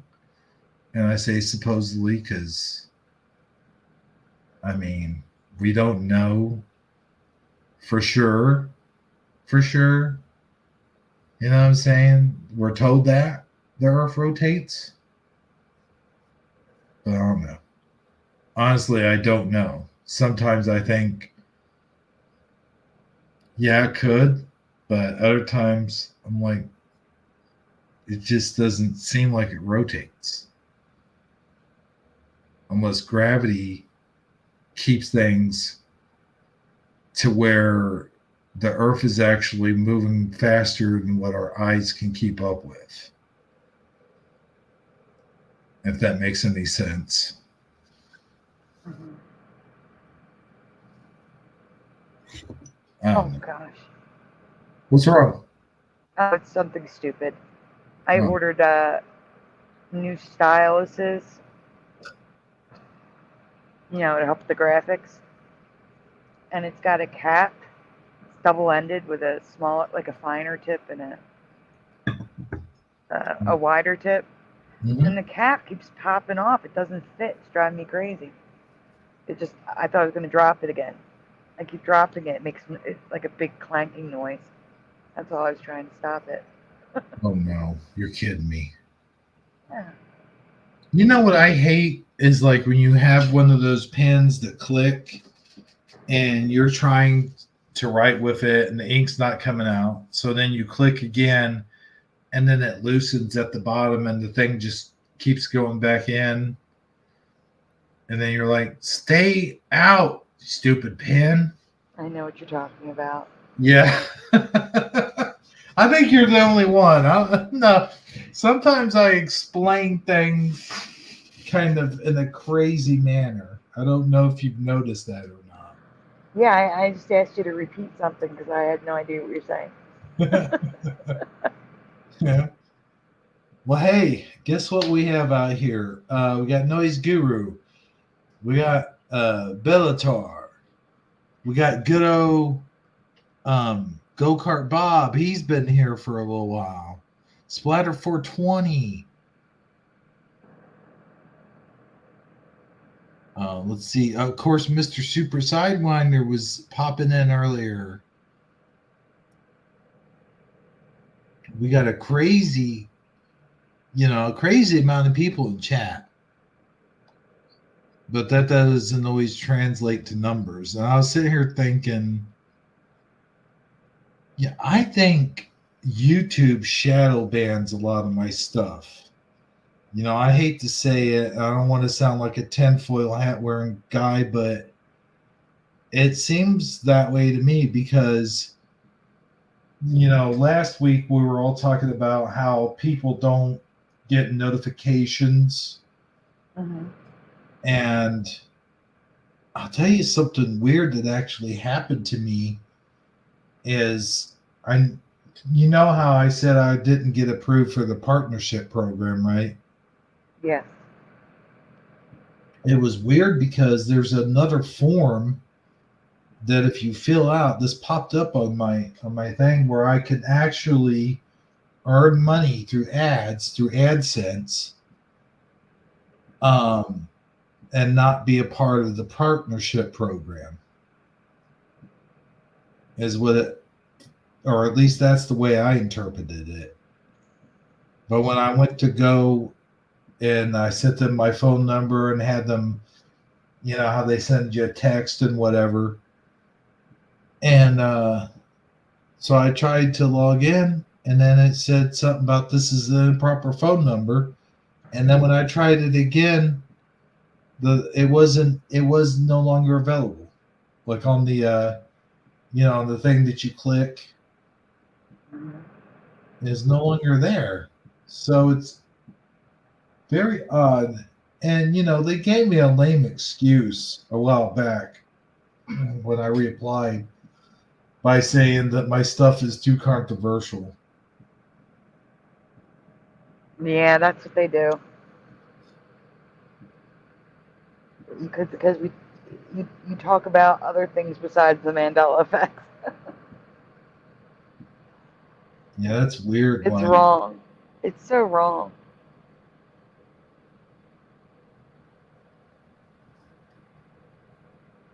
And I actually think because I talk about stuff that's political and a lot of stuff that's not, how do I say this, not like mainstream stuff. Mm-hmm. You know what I'm saying? Like, and the Mandela effect's not really mainstream stuff. I mean, it's very popular, of course, but outside, No, it's not the mainstream. right? Like outside of our community, really, there isn't that much talk of it, and when it is mentioned, they kind of brush it off. But I think it's just, I don't know. It's I think it's because a lot of stuff I do, like even when I'm making my funny, stupid videos, I'm always talking about stuff that I guess just triggers the hell out of YouTube. They don't want you to tell the truth or to even um lean towards like you're telling the truth. What do you mean lean towards? Well, I mean like when I'm doing a silly video and the truth's in there, but it's not really because it's a silly video. You know what I mean? Like it's more like a spoof. But within that spoof, the truth is spoken. I see. I see what you're saying. I I'm hope looking. so. Huh? I'm looking for that presentation with the faces of the animals, Oh my gosh. since it's relevant, and there may not be people who've seen it. Those animals, it's like what it reminds me of is like I believe a long time ago, like during the days of Noah, like I believe animals could actually understand humans and humans understand animals. I think at one time they actually were as smart as what they're becoming now. I think we sort of lost that with moderation, with modernizing times, because when we started I don't want to say evolved because that's not Or God could have taken that ability away from us as a punishment with after the flood. Yeah, that's true. And a lot of people also think because when you like the serpent. A lot of people think that the reason, like, because they're like, well, if I saw a serpent, I would freak out if it started talking to me, or think that Eve was crazy or something. And it's like, maybe that wasn't the case. Like, maybe the serpent actually talked. Like, I know that it was actually the devil in disguise, but he wouldn't have just became like an animal to reveal, because he wouldn't have revealed himself. And part of the disguise is that you act just like the animal or person that you morph into, I guess is the word, or possess. Like, in my mind, he more or less possessed a creature to disguise himself. And that's how he was able to get in the garden in the first place. That, and the fact that God already knew who he was and pretty much allowed him to be in the garden. Because he wouldn't have gone in there, God hadn't allowed it. You know what I'm saying? Oh, yeah. And so I think even at that time, like, they could talk to animals. Otherwise, well, I don't know. 'Cause since there was no death, I guess they wouldn't have got mauled to death. Anyway, but I was going to say, otherwise they would have got mauled to death. But no, there was no death before the fall. And I think that's what's going to happen again, like in Revelations. Like, we're all going to come back in different bodies. Like, we're not going to have our same humanly flesh like we do now. It'll be a more heavenly, well, a heavenly body is the way it's described, if I'm not mistaken. I don't know. What do you think about that? About all that? What part are we coming back? Are you saying after, for the 1,000 years, or like? Yeah. No, I thought we were returning in our bodies. That those people, the people who were raptured, were returning in their bodies. Maybe I'm wrong. I didn't think it was going to be like our bodies like we have now, though, Oh, I would hope not. is what I'm saying. I mean, I would hope not, because, mine doesn't work very well. You know, what's weird, though, is like I sit here and I think to myself sometimes, and I'll go, when we're born, we don't know anything. Like, we don't know anything. And we don't remember it. We don't remember being born. And could it be that when we die, we don't remember anything previous? Like, it's all just a clean slate. And then we go to heaven, or wherever it is you have to wait before you can be judged or whatever. Some people call it purgatory. I used to call it purgatory a long time ago. I still kind of do. I think of it more as a waiting room right now. But also at the same time, I think God has already judged us. Like, we've already been judged. No, I don't think we've been judged. Because you can ask for God's forgiveness at any time. That's true. I mean, he died for all sinners. We're all sinners. You know what I'm saying? So he gives us the ability to ask for forgiveness and call out for him. There's even been like accounts of people who say they have been to hell and have cried out for Jesus, and he saved them from hell. So no, I don't think we're prejudged. But if God knows everything, like God knows what we're going to do before we even do it. He doesn't. We have free will. That's predetermination. See, that doesn't make sense, though. That kind of contradicts him knowing everything. You know, see what I'm saying? Like, if we have free will, that kind of gets in the way of how could one thing exist without, like, how could we be unpredictable, but yet he knows everything all at the same time? Mm-hmm. I don't know. That's just my way of thinking about it. Like, it can be contradicting at times.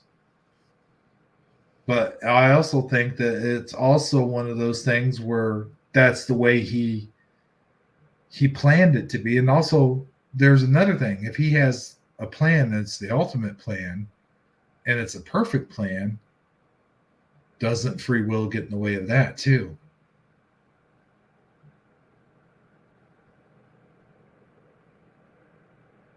Or does he counter for that sort of thing?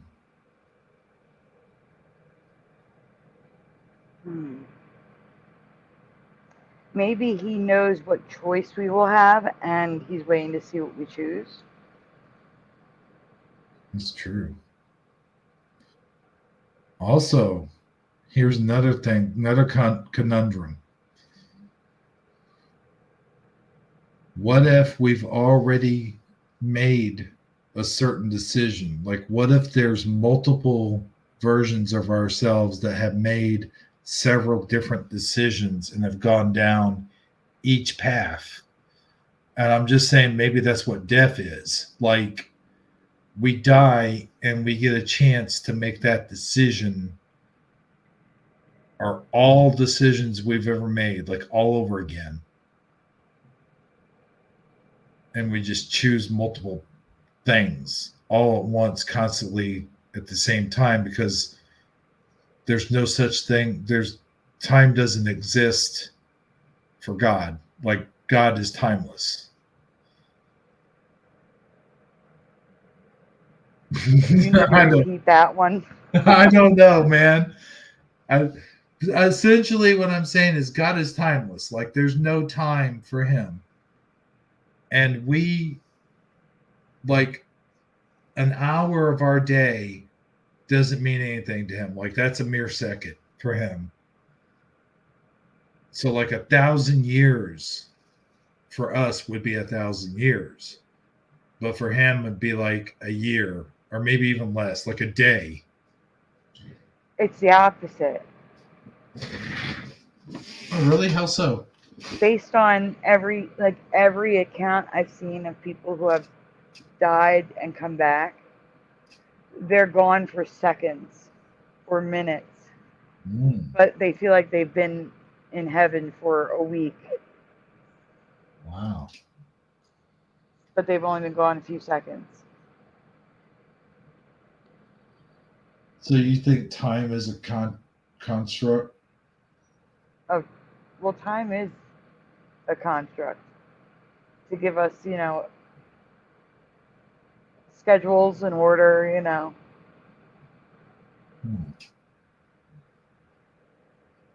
But is it man-made? Yeah, that's what I'm saying. It's for math. It's essentially for math and for us to have, order, schedules. Beltar agrees. Said the same thing you're saying, essentially. Mm-hmm. Time is for us. I like Noise Guru's answer. 1,000 years on Earth is one day in heaven. That's how I would assume it to be, except, like I said, every account I've heard of people dying and coming back, it's the opposite. They felt like they were in heaven for all this long period of time, and they were literally dead for a few seconds. But that's us going under the assumption that experience is real. Not that is true. But the strange part is they all have the same experiences. Like, there's consistency in their stories. That is something. Like they all describe there being a city and the countryside. Like there's a city that people live in, and the streets are gold, but they're not gold. They're almost That's like a all. transparent gold. And then in the countryside, it's like a dirt road that glitters gold. I mean, not to try to be devil's African or anything, and I totally believe you, believe me, but Well, you're believing them, not me. I have not seen that. but what I'm saying is that's all in the Bible too, though, about the roads paved in gold, and a lot of people are conditioned to think that way because of going to church and this and that, and they're conditioned to believe in the angels and God and in Jesus and the white light and hell and demons and stuff like that. We're all, I mean, not all of us, but pretty much 95% of all humans on earth have sort of that same teaching. Like we're taught, like most of that's in the Bible.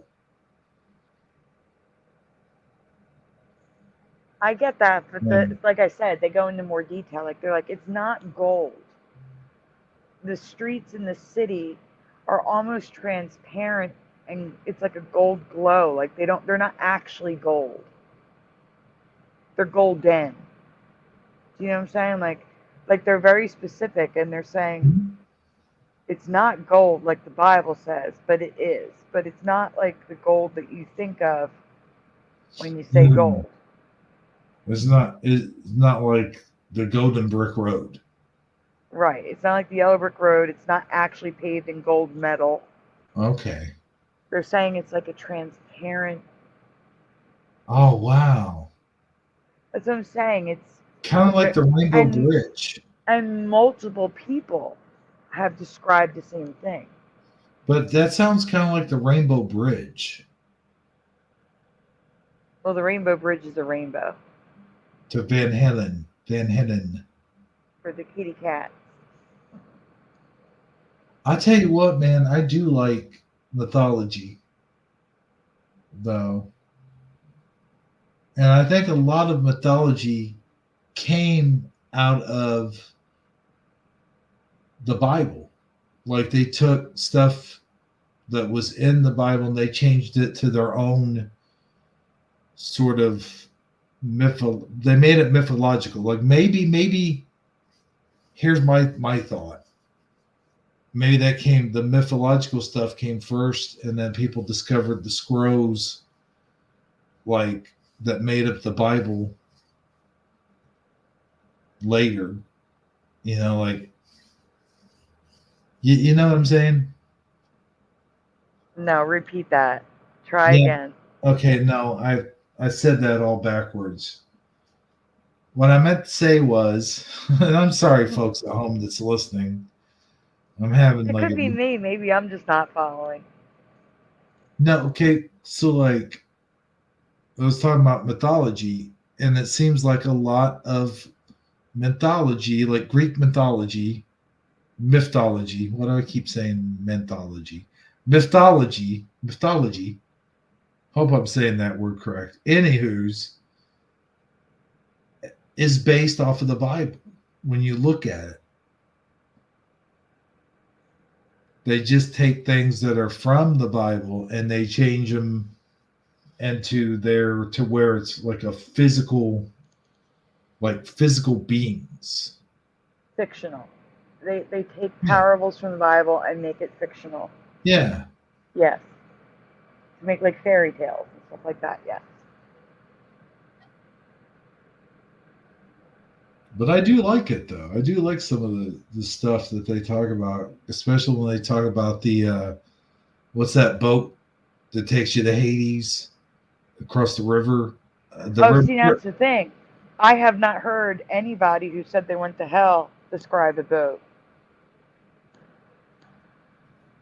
They all describe being carried by the angel of death. Oh my gosh. And the stories of hell are terrifying. Oh my God, they're so scary. I've seen videos like that, I think. Now, there are some out there that I go, sure, buddy, whatever you say. But there are some out there where I go, wow, that actually sounds like they might have actually experienced this. But that's what I'm saying also is when I was saying earlier about how a lot of people were taught a lot of the same stuff growing up, like hell,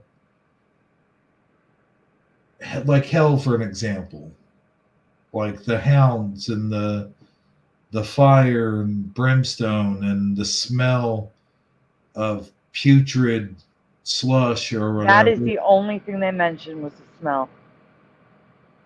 Like, for example, one of the stories. They said that he was flying past thousands of people, and as he passed each one, he immediately knew why they were there. Each one. So thousands of people immediately knowing that why each one was there, and they all knew they belonged there. Wow. And he said he came to a huge stadium where it was just people like walking slowly in line, and if he focused on someone, he would quickly learn not to do that, because when he'd focus on someone, now he's still being carried by the angel of death, right? Mm-hmm. But when he focused on someone, he went into their mind, and their hell, besides just standing there walking in line forever in eternity, their hell was reliving their worst, like the thing, one of the worst things they'd ever done. Oh my gosh. And he said, just like he was standing here with us today, he's like, he went from being carried by the angel of death and focusing on this person to standing next to this person on a grassy hill. And the person was staring off at a house in the distance, kicking the dirt, kicking the grass. And he saw the look on the man's face, like relief and happiness. Like he was confused at first, and then he was happy, I guess because it was his home. And he ran towards the house. And while he was doing this, the guy that was in this guy's head noticed movement on the second floor of the house in the window. And because he noticed it and focused on it, next thing he knew, he was in the room beyond that window on the second story of the house. And in that room were two lizard-like demons. And you could hear the man come in downstairs. He's calling for people. But he seemed like hesitant to come upstairs, like he knew he shouldn't come upstairs. And the demons acknowledged his presence being there, but they like looked at him like, watch, just watch, like check this out. But they communicated that without words, but they spoke to each other in a language he did not understand. But then one of them was calling to the man downstairs in a human voice to come upstairs, like a female, like I guess his wife's voice. Oh my gosh. And the man was at the bottom of the stairs. Now, he didn't say he could see this. He just knew the man was at the bottom of the stairs. And knew that the man knew that he shouldn't come upstairs. Like he had done this 100 times before, but forgot, you know? Yeah. And they kept calling him, and he wouldn't come. So they in that weird tongue they didn't understand, that he didn't understand, they made this noise And he said through the wall, a portal opened up. And through it came this orb, this black orb or something, which then transformed into the most beautiful being he had ever seen. Wow. Describing an angel. Okay? Hmm. Like androgynous, couldn't tell if it was a man or a woman. Golden glow, wings, the whole deal. And the other two left. Okay, so it was just him and that being. All right, and the guy downstairs. The being or angel, we'll call him. He wasn't an angel. Motioned for him to be quiet, and he goes to the door and calls the man. And when the man hears that voice, he comes running up the steps and falls to his feet, believing he's been saved. Hmm. He said, and then next thing we know, he's like, in a blink of an eye, we're on like this tall hill, looking down, and there's all these people below. And the angel behind him that took them there, his face changes. Like, the smile becomes evil and bad. And then the crowd parts, and a woman and he immediately knew it was his wife and his children. And he's like, he knew he was in hell because, like, the children weren't there. Children aren't in hell. Right. But he knew that the man was a preacher, a false prophet who misled his congregation, including his wife, his family, and that's why he was in hell. And then once he knew what was wrong, why he was there, he instantly jumped out of his head and was flying again with the angel of death through hell. And he came to like his cell. He called it his cell. And that's when he described the smell. And he called out to Jesus, and Jesus came and saved him. Oh, that would be cool. And I don't remember if he was brought to heaven to be judged, or if he was sent back. He was sent back. He had too much medication. So that's what had happened to him. He said he should have been dead, but he's alive today because Jesus saved him. Thank God. Now, does that sound like it's made up to you? Because that's about the detail of the stories of heaven as well. I mean, sounds like a nightmare. I mean, yeah, like sounds like the worst nightmare anyone could ever have. Right. He also saw other things I can't say because we're on YouTube. And I understand, like, 100%, because that's what I would always think that would be hell. And I don't know if that comes from John Dante, the Infernal, or if I just came up with this on my own or whatever. But I always thought hell would be a place where you would go where you were being punished and you would relive, like you said, the most horrible thing you did in your entire life over and over and over again. You have to relive it. And I think that that's what I think of when I think of hell. Exactly what I think of what you just basically described is what I would think hell would be. Because what would be the most torturous thing that you could possibly imagine? Well, that would be reliving one of the most horrible events in your life. And more or less something that you probably caused. Oh, no, it's definitely something they caused. Mm-hmm.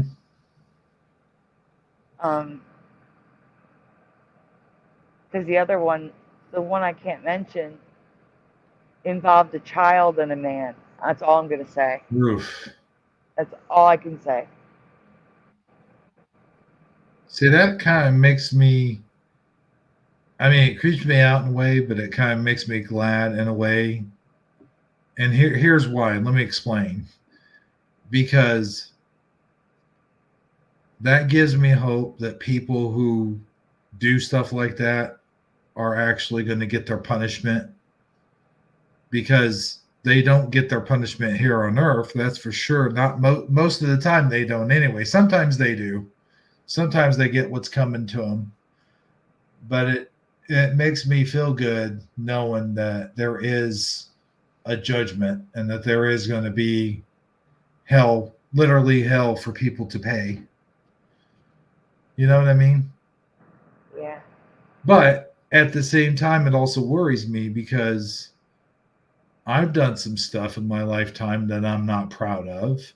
I've never done bad stuff, or what I consider bad, but God sees everything as a sin. Like a sin to him, a sin is a sin, no matter how you slice it.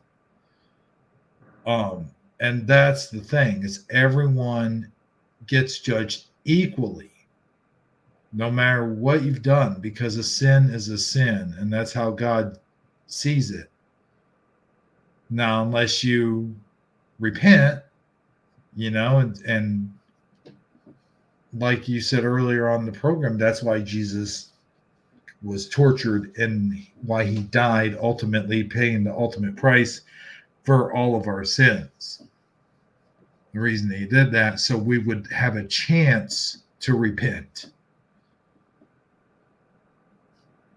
Yes. So, hey, you know But, what? Huh? in the same story, though, that wasn't the only thing that happened to people. Oh, yeah? There were also people that were tortured, literally tortured by demons. Like, they had things done to them that they had done to others. Oh. I see. That's why Oh, you what were got you to. Oh, sorry. No, I was just going to say that's pretty much all I've got for tonight. I did send you a couple of Mandelas. You don't have to do them all. I just sent you an option if you wanted to cover anything. Okay. I'll tell you what. Here's the thing. Break time? Well, not necessarily.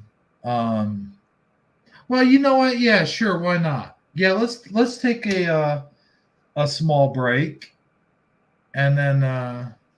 Are you going to be stepping outside? I'm asking if I have enough time to heat up my coffee because it's ice cold.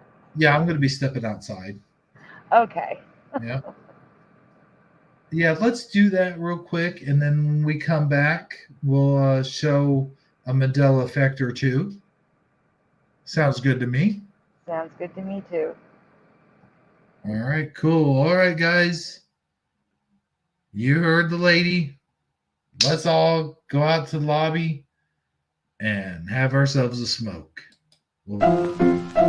Let's all go to the lobby. Let's all go to the lobby. Let's all go to the lobby to get ourselves a treat.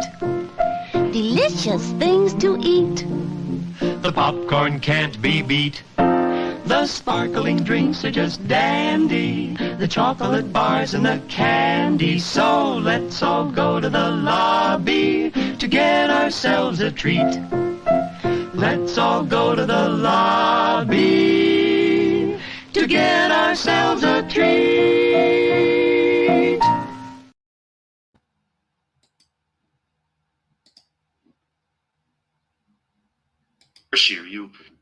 You totally snubbed me at that last MA fight, and I didn't appreciate that too much, and that's why I endorse RFK. With that being said, I do think it is time to close out this program. So, you know what that means. Fine. I'm going to close out the show, but I'm going to tell you right now, my heart ain't in this thing. So with that being said, everyone that enjoys these programs, please give it a like, subscribe to the channel if you haven't already done that. That's Hebrew AI Voice Parody channel. And we'll see you guys next time. God bless America, and good night, everyone. Oh, and one more thing. Fight, fight, fight. No, just kidding. Do. All right, Camel Face, where are you? We're going to handle things once and for all. Who took my golf clubs? Damn it. Hello, everybody. This is George Clooney. I would like to apologize for supporting Joe Biden. That was the dumbest mistake of my life. That and agreeing to play Batman. That was, oops, that was my bad, I guess. But anyway, I do hope that you forgive me for that. And who knows? Maybe I'll play Batman again. All right, that's all I have to say. Oh, Jack Black is a total douchebag, by the way. All right, good night, everybody. Let me tell you something, brother. I totally endorse Donald Trump. And you know who? What's a Vance? Yeah. And if you're not down with that, brother, I got 2 words for you. Good luck. 'Cause what you gotta do? Wait. Line? Oh, forget it. Vote for Trump, dude.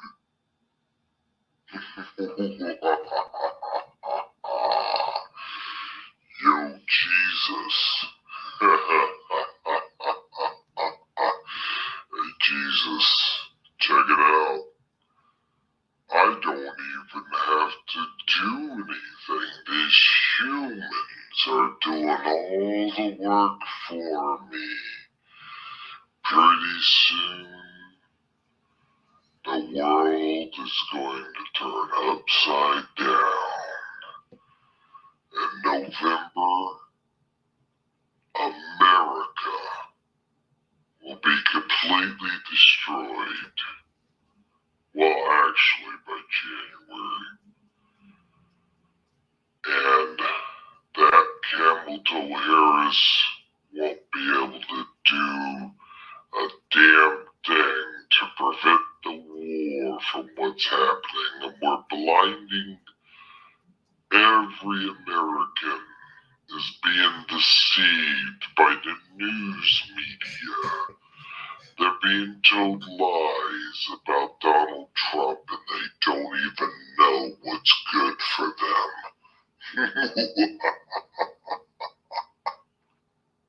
Begone, Satan. You will not interfere with my Father's plans. Everything is being set in motion. You and all your minions will be destroyed, and soon I will take my rightful place as its king. Very soon. Just you wait. Just you wait. Boy, things really got dark there at the end, didn't they? Ha ha! No, but seriously though, Satan's really evil, and his evil plan is at play right now, but he will be destroyed. In the meantime, order Grubhub. Grubhub. It brings food to you from your favorite restaurant. Grubhub. Order today. You won't regret it. Ha ha ha. Yeah, that's all, folks. Man, I really wanted to be president again. The Rogan Experience.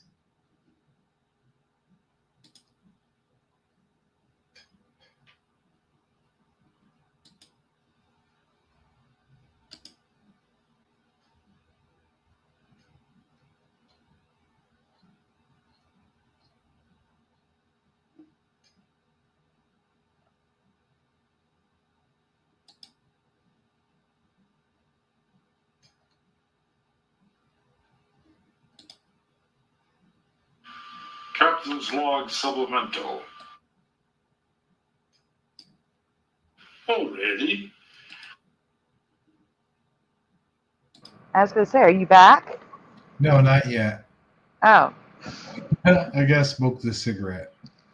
yeah, he's not here, everyone. Yes, he wants to be a stargazer like his uncle. And go off on some wild crusade like you, Jean-Luc. Oh, now knock it off. No, it's true. He looks after you. He will better go out there amongst the stars and start working in the fields, in the farm. Aye, aye, aye. Boy, I tell you. Well, it's not going to be nothing to it.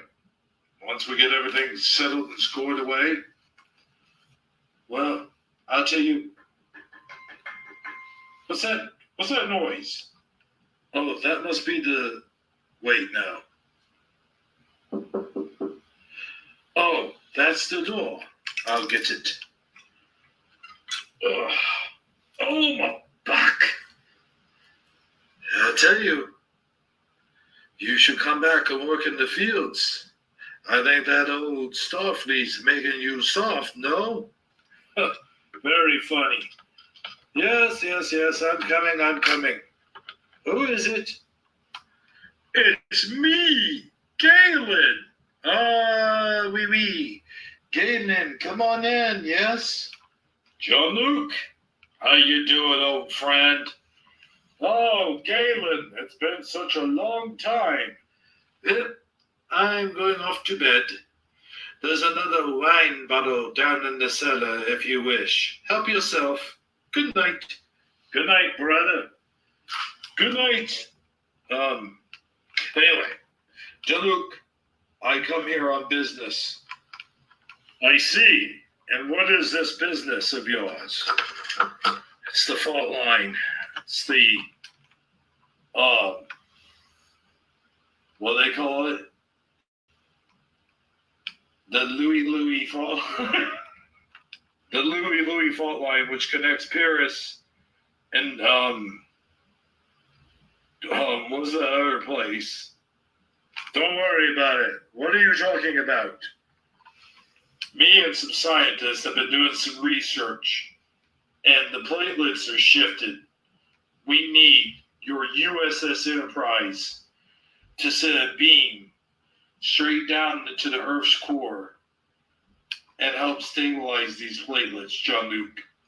It's only a matter of years, maybe even decades, before Paris becomes collapsed under its own Earth. Oh my God, that sounds terrible. Perhaps, Jean-Luc, you could help me with a solution. I shall think about it, old friend. But right now,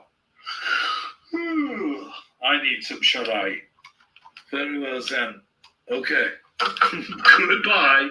I wonder why you said it so weird there at the end. Oh, well, good night, everybody. Oh, man, I am so tired.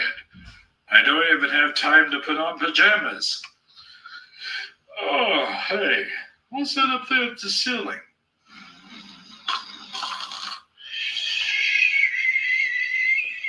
Well, Dad, I can't believe we're standing here at this bar. Well, son, I gotta tell you something real good. This bar is actually pretty awesome.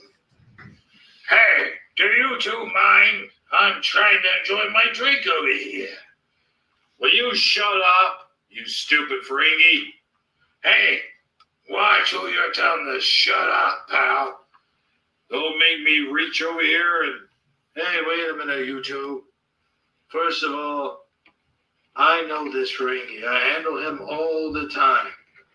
George, will you please be a good, kind sir and just take your drink over to the table now, and you're always telling me what to do.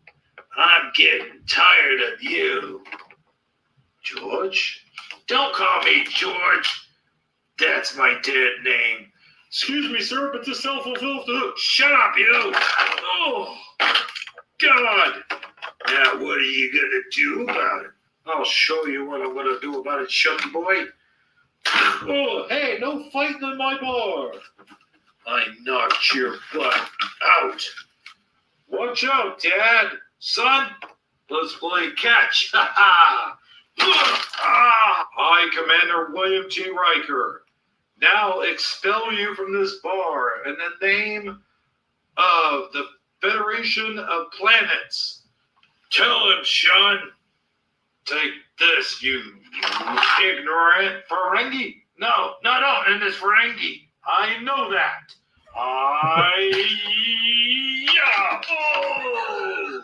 Ha ha ha. High five, Dad. I don't know what that is, Sean, but I'll do it anyway. Some people used to say back in the 1900s. All right. Ooh. Hey, everybody. One more round on me. All right. Wait. Are we the only ones in this bar? I feel like we're the only ones in this bar. No, I'm in this bar. Good. Let's all get drunk. Yahoo! God dang no. Okay, I'm back. Okay. Oh man, I crack myself up sometimes. Who do we got in here? Hey, we got Gensil and I already said Bellatar. He's been here It's for a Gen while. C. Oh, I did it again, didn't I? You did. Man, every week. I like that face. Put this on here.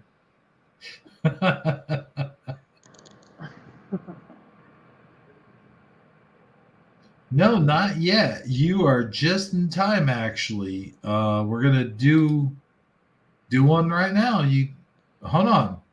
I gotta do things properly, though.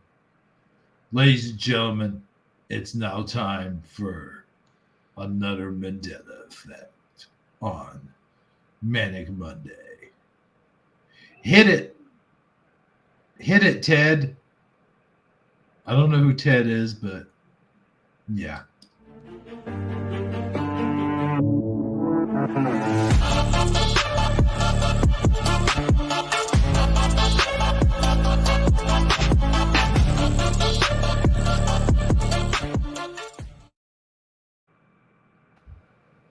All right, what do we got for him?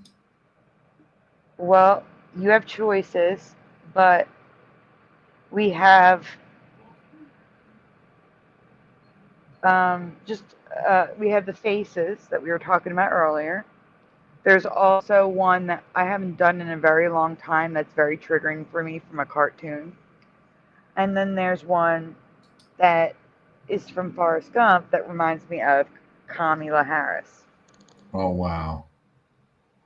Yeah, that's the one I went directly to. The Kamala Harris one?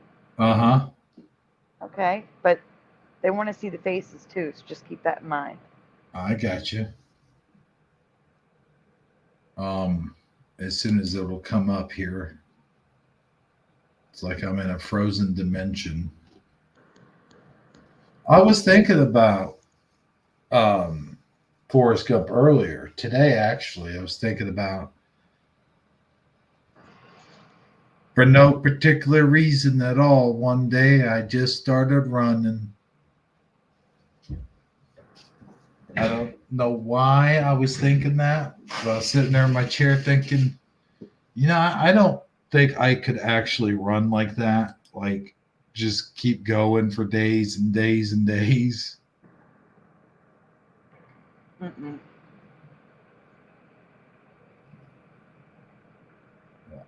I mean, even like 1 mile for me would be like, okay, time to go inside.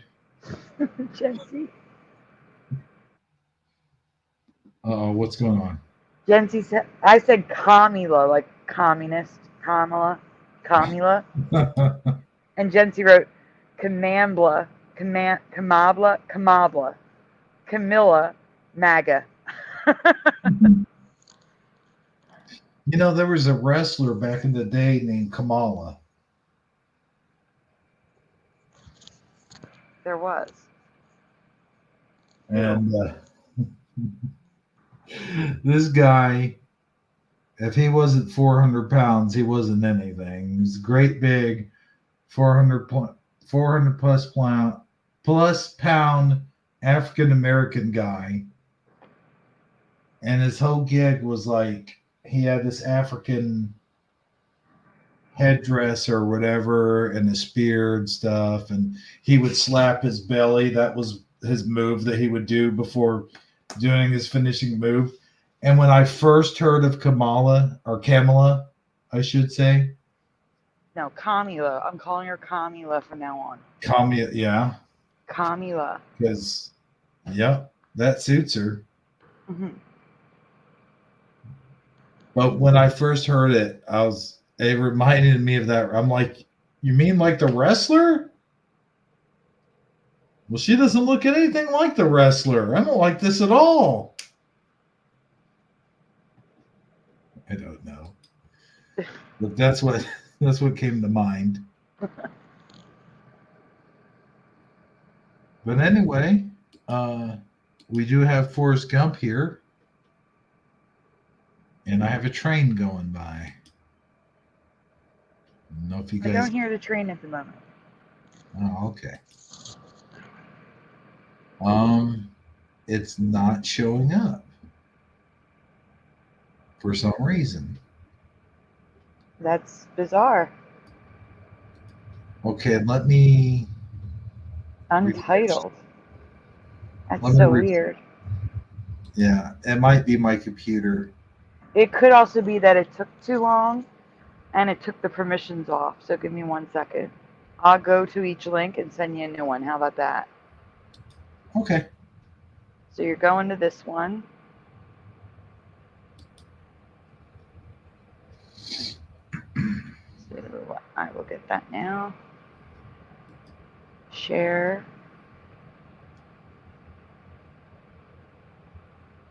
You suck. Not you. You don't suck. I know what you. Yeah, I knew what you were talking to. Flickr on the web won't let me share. I have to go to the app to share all items, which is so bizarre. All right, so the first one is the Forrest Gump, since that's what you had up. Mm-hmm. And then I will get the other two for you while you pull that up. And you can start reading because I got to be in Flickr. Okay.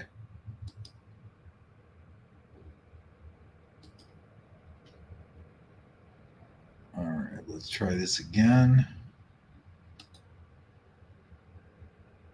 And yeah, it's being... So it is your computer. It wasn't the preferences. Well, give me 1 second because it's being slow, is what it is. I can see it right now. It's trying to come up. I can see that, like the bottom. You know how you can see the pictures like at the bottom. Mm-hmm. So it is trying, but it's being a dick.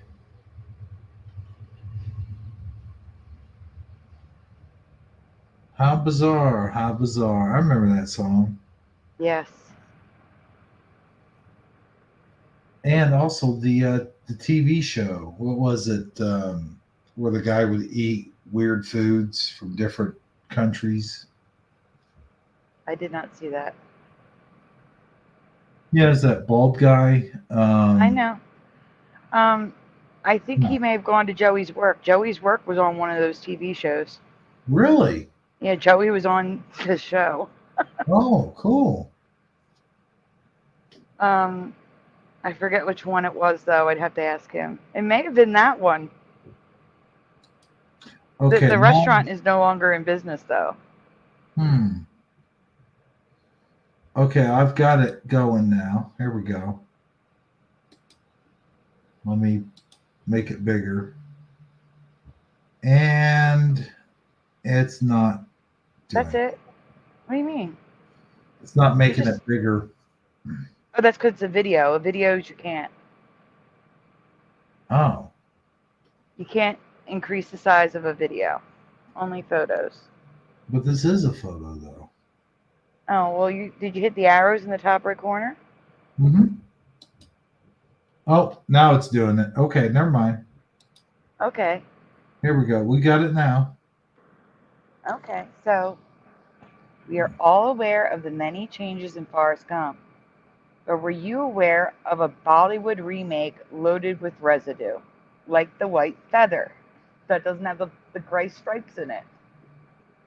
The gray chevron stripes. Really? Oh, you don't know about that Mandela either? No. Oh, well, I'll probably show you the feather. If not, I'll show you a picture afterwards. Okay. But were you aware that there's a Bollywood version of Forrest Gump? Like, that is Forrest Gump. You're looking at him. I know there have been many spoofs, but I've never seen. No, this is like a remake. This is not a spoof. This is okay. This is Forrest Gump for Indian audiences. Never heard of it. But there are things in Japan and other countries I've never heard of either, though. Well, this isn't the point. We're going to go on. Okay. I almost sounded like you know who there for a second. Yeah, but he's like asking her about the border. It's like, you guys have never been to the border. She's like, yeah, but I've never been to Europe either. Or whatever she said. Statement. That was like the worst thing she could possibly said. Yeah. Oh my gosh, I can't.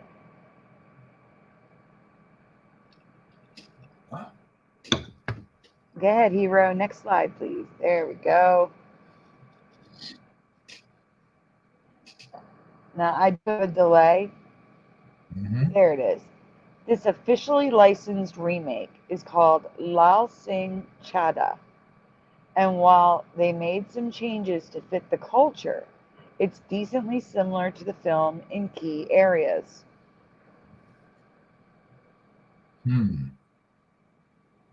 See, now I'm gonna have to look this up. So I would be it'd be interesting to watch this movie. Mm-hmm. There are cultural differences, though.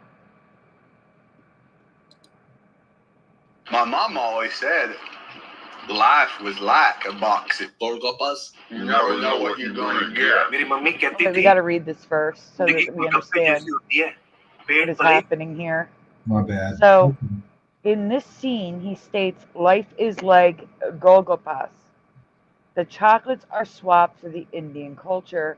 Golgappas, but it should say Indian culture food, not just culture. Indian culture food. Golgappas. But his mama said life is like we remember. So again, this is a remake from the original script, and they're saying life is like. So now you can play it. So that's the Probably rewind it. Life is like a box of chocolates. You never know. Uh-oh. That was residue too. Yeah, it's just easier just to hit next and back again. How do I do? Go back. My mom always said life was like a box of golgappas. You never know what you're gonna get. मेरी mummy कहती थी कि जिंदगी गोलगप्पे जैसी होती है, पेट भले ही भर जावे, मन नहीं भरता. So that's the equivalent of life is like a box of chocolates. Him saying that. Yep. That's definitely But it's resident. also in the subtitles, isn't it? What do you mean? All right, hit back a slide, then come back. And when the clip is playing, the Indian movie, look at the subtitles at the bottom of the screen. Okay. My mom always said life was like a box of golgappas. You never know what you're gonna get. मेरी mummy कहती थी कि जिंदगी गोलगप्पे जैसी होती है, पेट पले पर जावे मन नहीं पड़ता. So that's the equivalent of Okay. So the subtitles say is, and then this guy who is reviewing the movie said is as well, not was. You know, I should have shared it with you the other day, but I was watching something and they were spoofing Jaws or they were quoting Jaws. And they said it, it might have been a meme or something, but it was like, you're going to need a bigger boat. And I was like, nah, you mean we're going to need a bigger boat? It was one of those moments where you catch it in the moment. And I'll tell you another moment I had real quick with somebody who's not affected, as it were. They were sharing Smokey. Do you remember what Smokey the Bear used to say? And I said, yeah, my memory, he said, only you could prevent forest fires. I said, but that's changed now. That's a Mandela effect for me. Well, it's not completely. It's now time Mandela because it was forest fires. Okay. And now it's wildfires. But the changeover from forest fires to wildfires is the wrong time period. Like it should be like 2017, 2018. You know what I'm saying? When we noticed it, but it wasn't. It was like, let me Google the year. Give me a second. But here's the thing, real quick, Sandy. When I mentioned, now it says wildfires, and the person said, "Oh no, it's always been forest fires," and I just kind of gave them the thumbs up or something, and then they came back later and said, "You're right. It says forest fires. I don't remember not forest fires." They said, "You're right. It does mention wildfires." Like I've never heard that before. Okay, you ready? Mm-hmm. The switch over from forest fires to wildfires was April of 2001. Oh wow. Yeah, so it's a time Mandela. The switch happened when we were still hearing forest fires in our past. I see. So it is a company change, like Cupo Noodles. Yeah. That's what a time Mandela is. A time Mandela, it's still a Mandela effect because we did not hear wildfires until it was covered in the community in 2016, 2017, whenever it was covered the first time. Like 15 years later. Like I don't even remember like a news report where they would say wildfires until here recently. Mm-hmm. You know what I mean? Like they always Same. called it forest fires. I'm with you on that as well. Wow, there was something I was going to do real quick. I guess we can move on from this part. Yes, because we need to get to the Mandela effect in our horoscope. Let me pause it. You might need to pause. Yeah, when you switch slides, just go right to pause. In the death scene, she actually says the quote the way we remember it with Gogopas, and YouTuber 16 Leo, that's who was talking in the beginning, goes on to say the quote as well. So now you're going to hear her say it. Again, read the subtitles. Life is like a box of gold. You got to start over. Oh, man. Back a slide, forward a slide. Gotcha. My mom always said, Life is like a box of Golgappas. You never know what you're gonna get. But is like. Ah. Is like. Whoops. What did I do here? Life is like a... Pause it. Okay. Okay, so next slide. Pause again. Oh, it didn't play. Great. Maybe it's not a video. Maybe it's a screenshot that looks like a video. My mom always said that life. Oh no, it's a video. Box of chocolates. Whoa. Yes. And for those of you who haven't seen it, here's the quote we remember from the cutting room floor, thanks to a behind-the-scenes documentary originally found by Moneybag73. Wow. So they recorded this, okay? This was recorded. They just chose was in this reality. Like I said, I believe we are constantly moving in and out of alternate timelines. In our timeline, the director or the editor, whoever it was, chose the is line. In this reality, they chose the was line. So if you hit back and forward, you can hear it again. I'm going to play devil's advocate here for a second, though. Mm-hmm. Was there ever a time, like, when did this movie come out? 90s? 95, 96, something like that. I'm sitting here wondering if there was ever a time where we got a different cut of the movie. And if so, how this is popular? this is only in the behind the scenes. Okay. About, because it's from the cutting room floor. It was not in any version that was released to the public. Except for the documentary. But if you want to hit back so people can hear it. Yeah. Here, I have to do the thing, I guess. My mom always said that life is like a box of chocolates. You never know what you're going to get. My mom always said that life is like a box of chocolates. Yeah, you can clearly, no doubt. So in our original reality, that was in the movie itself. Mm-hmm. And in this reality, they chose was, and this one went on the cutting room floor. You know, that kind of reminds me, I don't know if you've seen it yet, the movie The Flash.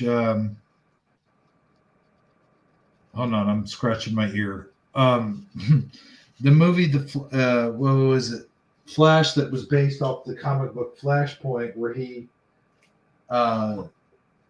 crosses over into different dimensions, and then they start talking about Back to the Future, and then the guy goes, "Yeah, Back to the Future, starring Eric Schultz," and then Stoltz. Sorry. Yeah, I was just thinking about Schultz for some reason. But yeah, and he's like, "No, you mean Michael J. Fox," and they were going back and forth, and it's kind of weird how we well, not weird, but kind of interesting. Let me put it, interesting how we have the Mandela effect, and that a lot of that kind of revolves around, different timelines and different dimensions and stuff like that, or not dimensions. What's the word? Universes, I guess. Mm-hmm. Different universes, and it's kind of funny how some of the movies I see here lately. Like there's that one, then there's the Spider-Man movie, No Way Home, which is one of my favorite movies by far right now, as far as Spider-Man goes. And it's almost as though not just a timeline shift, but sort of a reality shift is going on, to where things like this and the Back to the Future thing, and actually the Back to the Future thing I heard of a long time ago, because I used to watch the director's cut, and I used to watch the behind the scenes footage like this. Mm-hmm. What if it is possible that they never got rid of him, and they never hired Michael J. Fox maybe there's a universe out there like that. Oh no, But- I totally believe there is. That's what I'm saying. That's why I totally believe. Well, you've heard my theory. Mhm. I believe we have been moved to a different version of Earth, which explains the continents and the plants, the animals, the weather, all that stuff. And at the same time, we shift timelines. I don't know, and I believe I believe God's causing it all. Like God saved us, right? Moved us to a different version of Earth because where we were is gone. And this version of Earth, I believe, is probably run by the devil, and we're here to help. And I don't know what's causing the timeline shifts. Maybe just moving us, like a domino effect. Maybe that's what caused that. But I completely believe that because it's the only thing that explains everything for me. And it doesn't matter if your Earth is round, if your Earth is flat, if there's space or not. We were still moved here. You know what I'm saying? Yeah. I mean, absolutely. I mean, God could do anything. God can do anything. That's why it has to be God, because God is the only one that could do it, in my opinion. And like I said, the timeline shifts explain everything else, the pop culture stuff. You know, like the logos merging, everything else. Like that's a timeline shift for me. Things that where we made decisions were made. And every decision that's significant in some way could create a split. And that's why I also, in my presentation last night, explained that I believe that what happened to Trump, I believe there was a reality where he did not turn his head. Well, yeah. And I'm thanking God every day that I'm in the one where he did. Because it's like The Simpsons, like they predicted, Trump's actual death. And maybe that happened in another reality. Maybe it's yet to happen. Oh, please don't. Let's hope not. But either way, maybe that's what, like when people predict things or something, maybe they lived in that reality. And when the reality shifted, I'm not talking about like psychics or anything like that, but like just people in general who sort of like The Simpsons, for an example, the writers of The Simpsons, like they weren't actively trying to predict stuff, but it was just a huge coincidence. And then maybe that happened in a different shift in reality. And that's the reality where everything the Simpsons writers predict come true. Because so far, a lot of things have come true. Yeah. So like I said, in this reality, we got was and is what ended up on the cutting room floor. That's what I believe. Mm-hmm.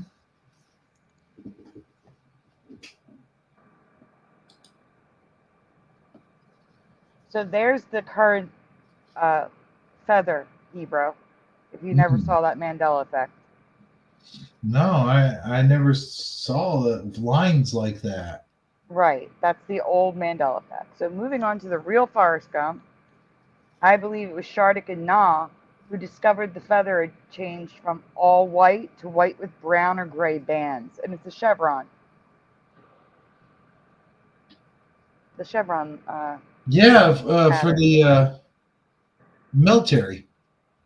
Yes.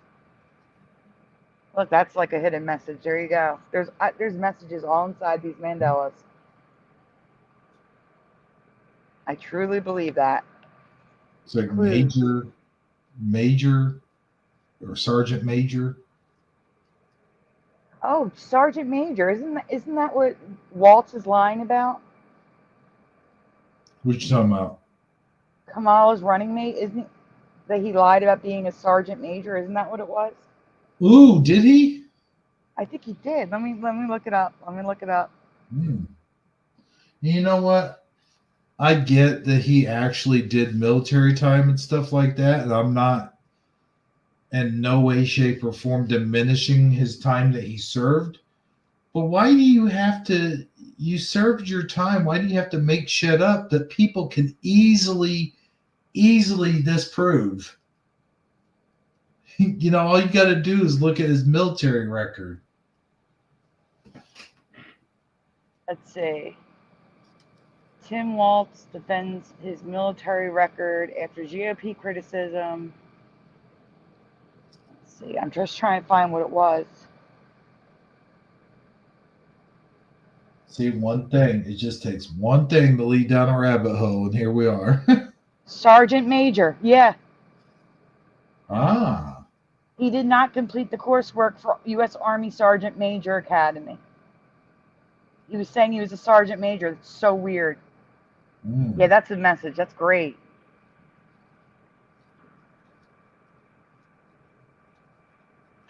That's good. Very good, Hebrew.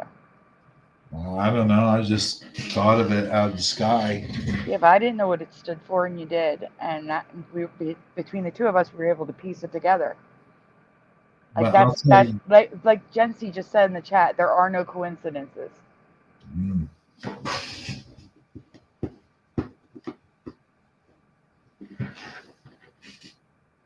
But also, and also, okay. I compared this presentation to Kamala, and now there's Waltz in the feather.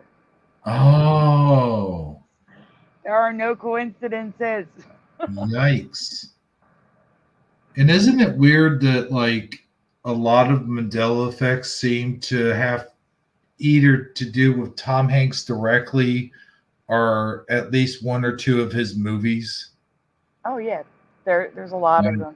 Something's they're trying to tell us something there. Seems like there's maybe Mandelas with Big. There's Mandelas with Forrest Gump. There's Mandelas with Splash.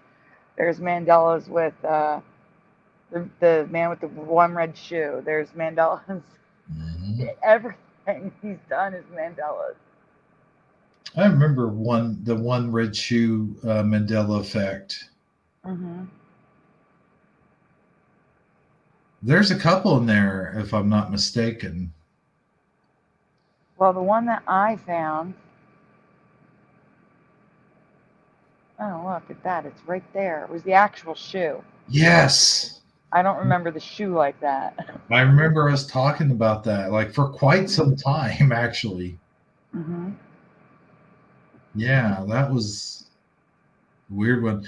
And I jokingly said earlier, you know, Picard's catchphrase is "make it so." And I was like, if that changes, then I know that we're living in some kind of bullshit alternate reality. Because just like the changes that were done with McCoy and Scotty, that he never said, "Beam me up, Scotty." And then there was another one with McCoy where he never said, "Damn it, Jim, I'm a doctor, not a such and such." Yeah. Like when I first saw that, I'm like, what do you mean he never said that? And I remember him saying that at least one or two episodes from the original series. Now, damn it, might not have been in there because it was on like a public television like CBS, you know, but and at that time it would be very rare for someone to say even the words "damn it." Yes. You know, when our society had morals. Yep.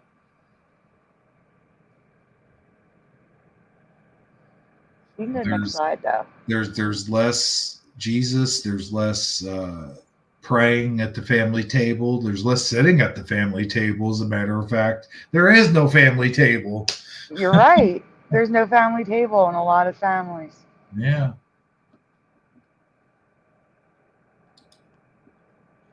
Ooh. So, man, excuse alert. Haven't had one of these in a while. And all of the Hit actors, pause. everything had to be timed just right. All right, so we remember the white feather because in our reality, they chose a white feather instead of the banded one.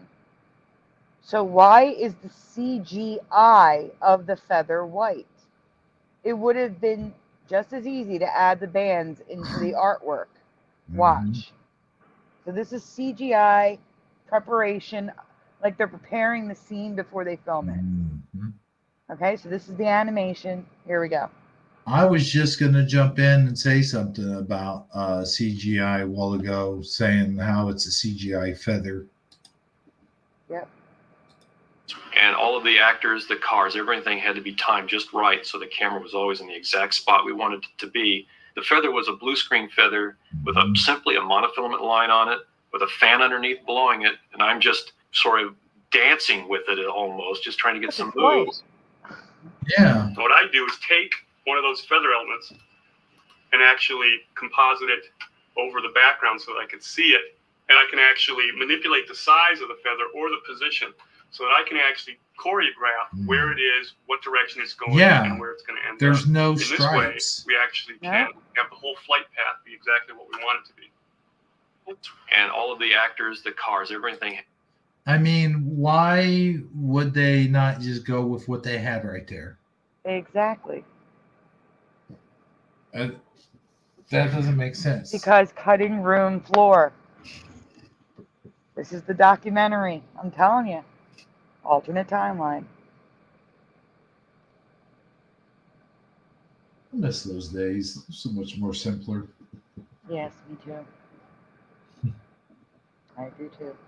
Dude, remember when HBO, like, if you were lucky enough to have HBO at the time, but remember when they would, like, have a movie coming out and it was either a brand new movie or something that they were going to come out with on the channel, and they would show the behind the scenes?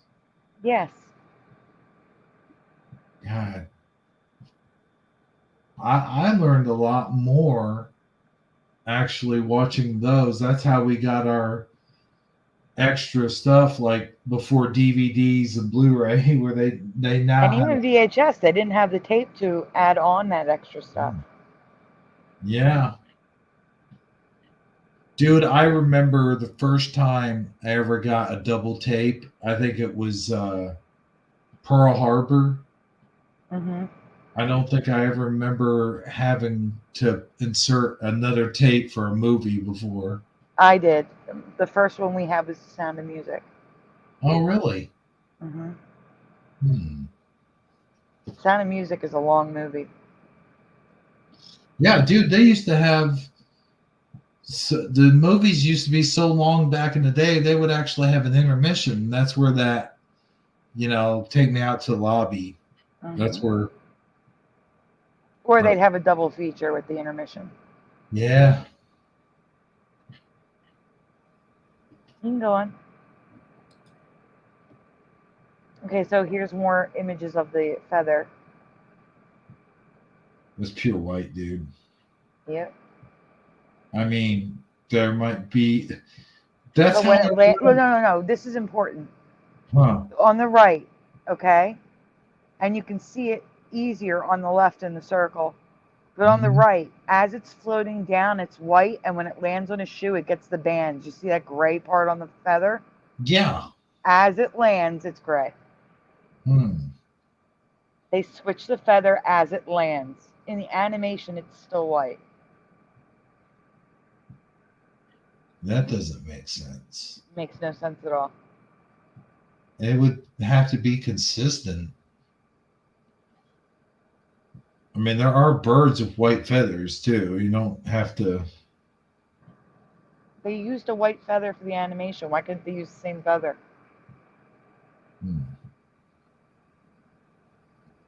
I mean, why couldn't they just go get another feather? It's penny. Yeah, that's a good point.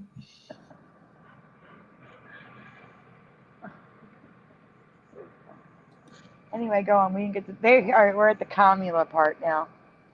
Okay, cool. And I'm saying it's Kamila now. It wasn't in here then.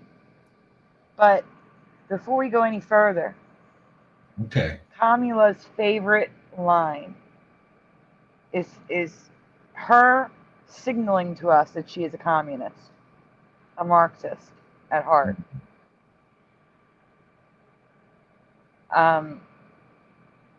What's the first part about the past? Oh yeah, burdened by what was. No, I know that part, but before that, there's a sentence. Oh. Give me a second. I'm gonna get it for you. Hold on. I know what you're talking about, but for the life of me, I just can't think of it right now.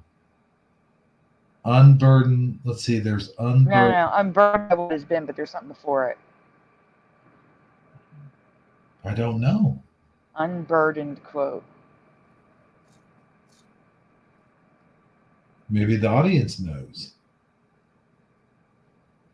Someone in the chat. Let's see. Someone in the chat. Do you guys know what it is?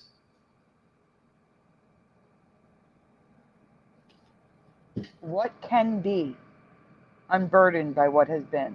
Mm-hmm. I know what that. Can be. Now, when she says what can be, just remember that, okay? What can be unburdened by what has been. All right, let's go through the presentation first. Okay. I also found a new mandala from what I remember in the scene where Forrest says goodbye to Jenny in Washington, D.C.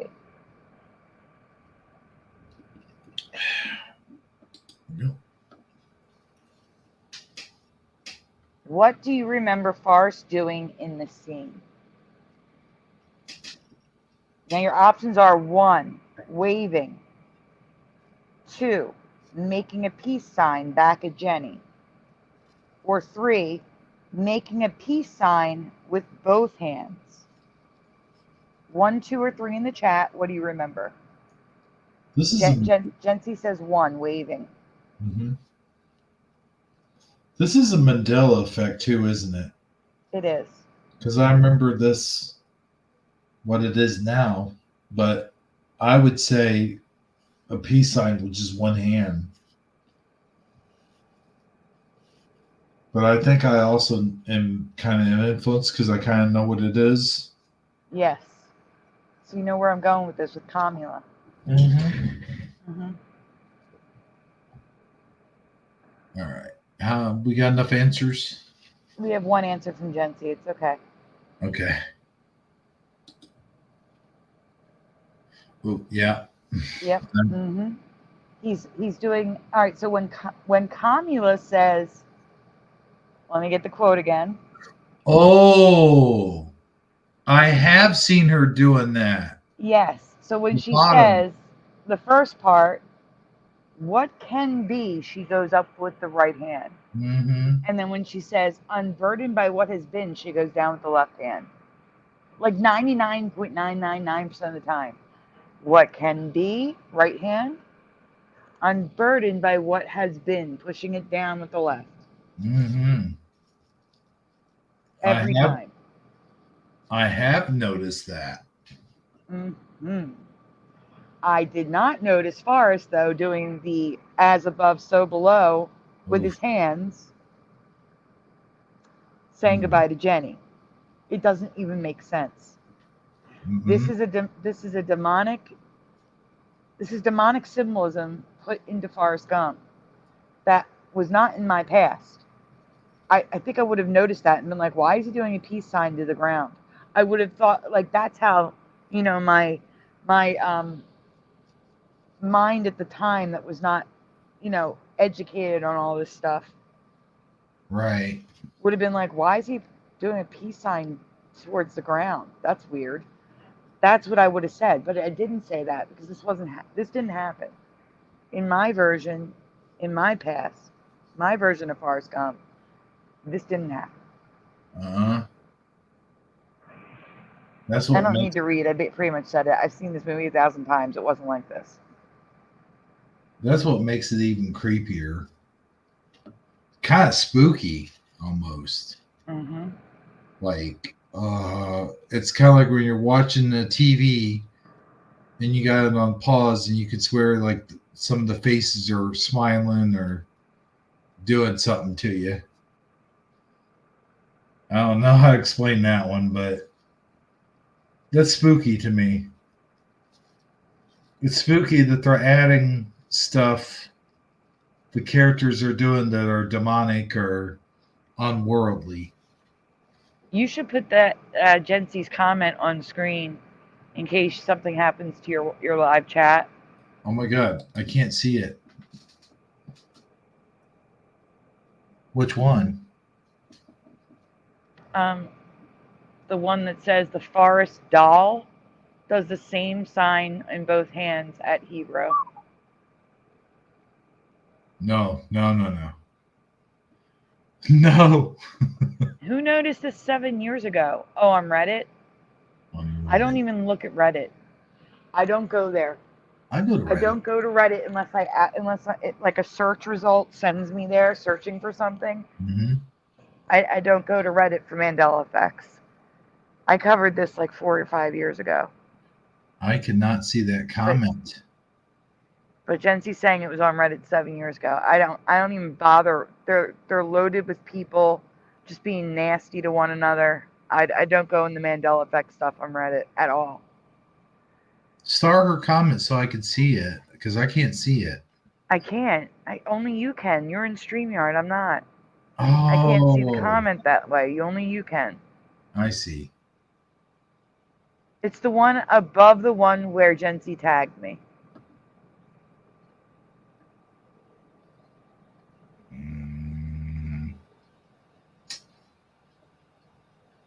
Let's see. Shoes.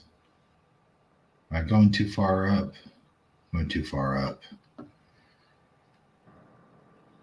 Shoe change to regular show. Go down. I don't even see where she tagged you.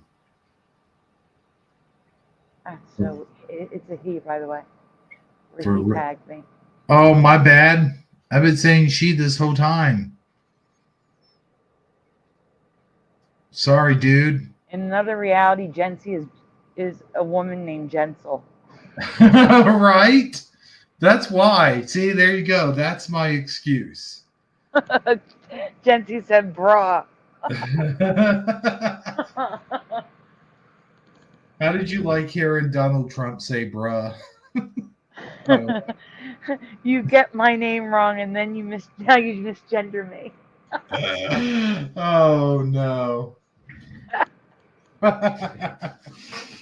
Well, I better watch it, man. If I was in England, I'd go to jail.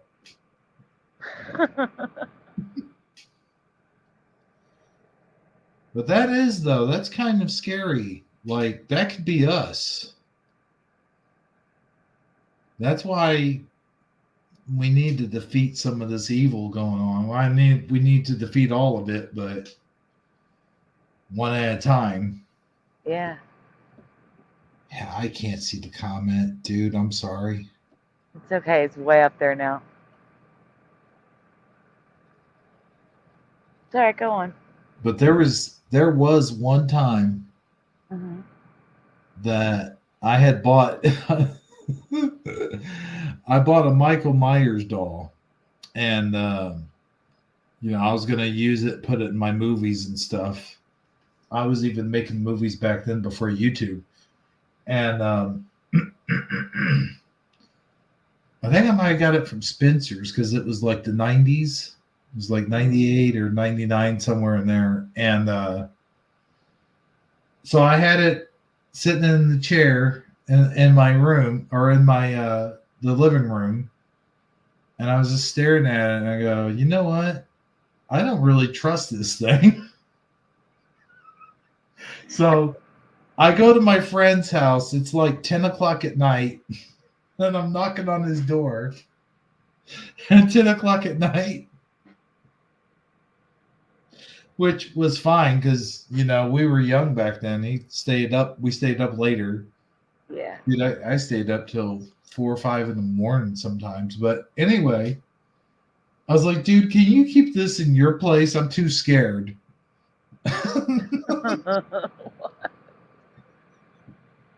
This is a true story. No, I really was. I was not scared, but I was like, it was freaking me out because it was around Halloween time and I'd already watched a bunch of Halloween movies. Mm-hmm. And I was like, this thing just might jump out of the package, try to kill me in my sleep.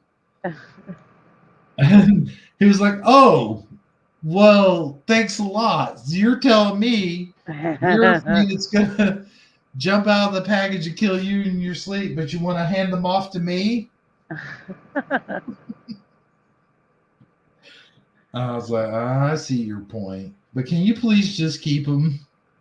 It's like, man, you owe me for this. It was, I don't know. It's like one of those things where your mind like plays tricks on you. Oh yeah. You know, more or less. It had nothing to do with like. Of course, I'm not scared of a little doll, but I've seen too many movies where they come to life and do stuff. Yeah. So here's the end of the presentation. The only residue I could find comes from the production stills of the movie. This is what I remember. The hand down, not making a peace sign, just standing like a soldier would stand. Right. And that could be a wave or a peace sign. It's a peace sign, but it could also be a wave. It seemed like also like he was waving the peace sign. Like he had the peace sign up, but he was still waving. I could see that, yeah. Now that right there looks like he's about to form a peace sign. It does. It does look like he's about to form, but he also looks like he's standing at attention. Mm-hmm. So I don't know. But that's the production still. That was the best I could find. When people draw like Forrest Gump, this is not the scene they draw, you know? So there wasn't any residue. Right. They usually draw him sitting on the bench with the chocolates. Yep. Well, I gotta tell you something. You're not going to do the faces that they want? Wait, there's faces? Yeah, I told you the animal faces. Oh, yeah. Yeah, we could totally do that. I think it's the first one. I forgot all about it. But this will be the last thing, though. Yeah. That's definitely because it's got to be 1 in the morning where you're at. You know that means nothing to me. Oh, my gosh. You remember? No. Look at this guy. Oh, I got to get this up here. Hold on. Yes. He's backwards for a purpose. Oh, my gosh.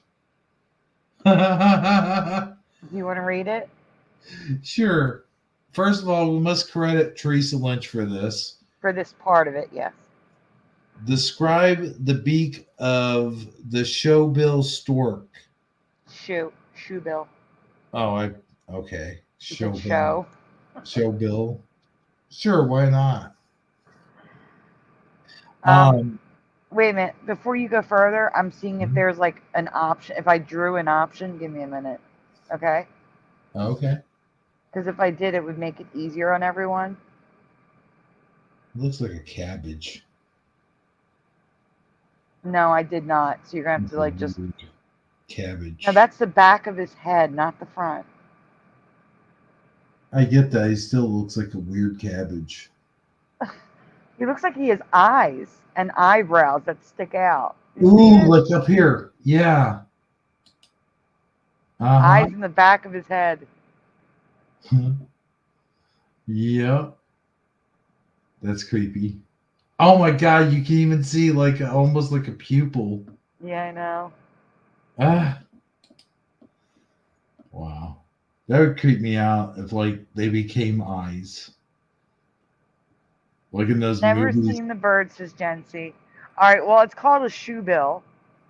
We remember the bill looking like one of those what are they called? The Shoe things horn? that form a shoe. No, you put them in your shoes to keep the shape. Oh, like These things. yeah. These wooden things. That's what the bill used to look like. Okay. So anyway, go ahead, Hebrew. What we remember a smooth bill exactly like its namesake, the shoe shaper. The shoe shaper. Shoe shaper.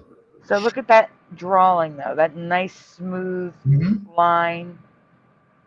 That's what we remember. Teresa and I. I And always a lot thought of other people. storks had pointy beaks though.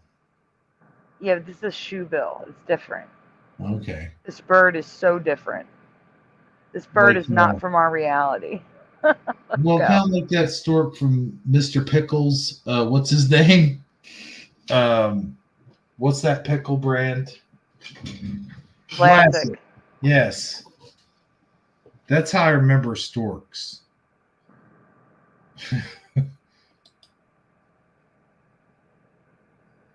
Oh. Do we see the evil fang? Mm-hmm. So go ahead and read, Hebrew. I'm sorry. Hold on a second. Before I read this is one guy. He kind of looks like the old guy. Cha cha cha. Yeah, he does. That's cool though. But it's changed from the smooth rounded beak to a pointy lethal talon on the end. Woof, yeah. And do we see the texture of the top of the beak?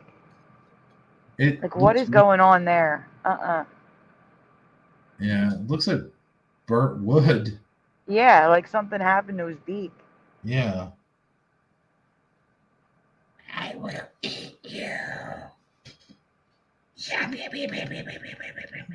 I'm telling you, this bird gets creepier. It gets creepy. Whoa. That right there, this right here. If I saw this thing coming at me at full speed, I would either do one or two things. I would evacuate my bowels immediately. That'd be the first thing. And then I'd run like hell.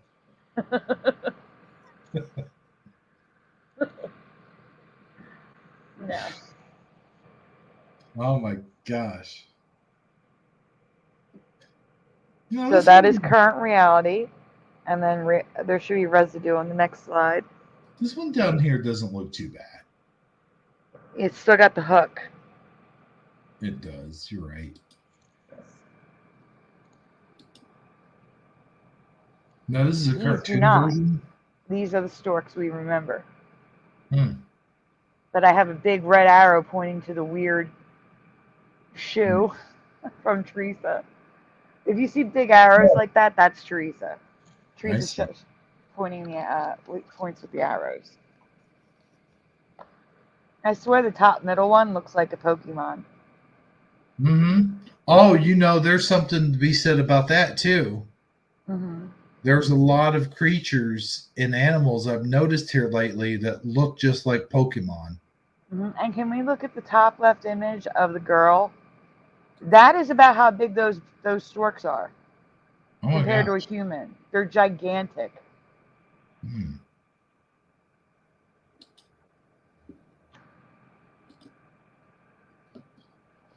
Some also seem very blue instead of gray now, but it could be the lighting. Yeah, so now from this point on, it's me. Teresa found the hook. The rest is me. But it does look very blue in some pictures. But now this right here looks kind of smoothish, except look look at that point, and you see how there's all the marbling and the mottling of the color. It was just a yellow beak. All that shit wasn't on his beak. I see. And he's got the hook on the bottom and the top beak. Zoom in on the beak again. Look at the bottom beak. But yeah, it's got the hook. On both. Not just the top. What do you mean? Like there's a hook on the bottom too going down. That's not just an extension of the top? No. He's got it both. No, there is an extension of the top. But the bottom has like a little lip that comes down. Mm. You'll see. There's more pictures. Okay. And there's more to this. All right, so here's the faces, Bellador. Look at that guy. Look how expressive this bird can be with a bill. Yeah. It almost looks like a puppet. Like a Muppet. And look at the last one. Yeah. He's going to murder you. That is, I'm going to murder you. Your dinner. Oh, yeah. Yeah, that one there, that's the one I would run from too. All right, zoom in on all right, second picture on the bottom. You can see the weird point on the bottom lip because his mouth is open. Yeah. See what I mean? Mm-hmm. He's got like a whistle, like a tube. He's got room for the beak to come down, is what I'm trying to say. Ooh, top, right-hand side. You can see how it's curved. Yeah, look at the beak on the bottom. Yeah, oh yeah. It's curved. I'd swear this thing's possessed by a demon if I didn't know any better. But seriously, he's got so many expressions. For a bird. Yeah. He doesn't even have like a mouth, like lips to like smile, frown. Dude, and yet you can tell if he's happy and sad. Mm-hmm. Here we go. Left to right. Left top, okay? Neutral. He's just looking at something. The next one. Something's caught his eye. He's intently watching.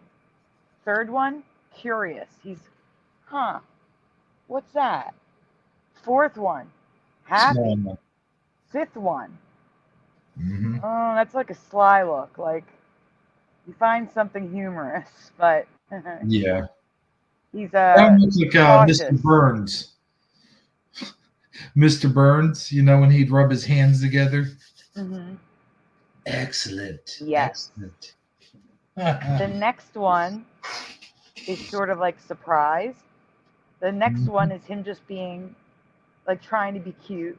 Mm-hmm. And the last one is I'm going to kill you. Oh, yeah.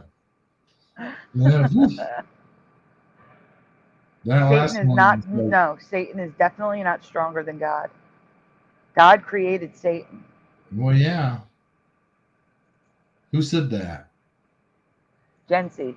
Oh, man. Yeah, no, hell no. Absolutely not.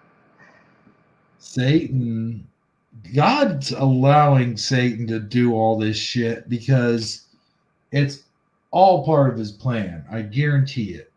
Yeah. Because he's got to let us choose. We have Yes. to choose the side. We have to, free will, we have to choose our side.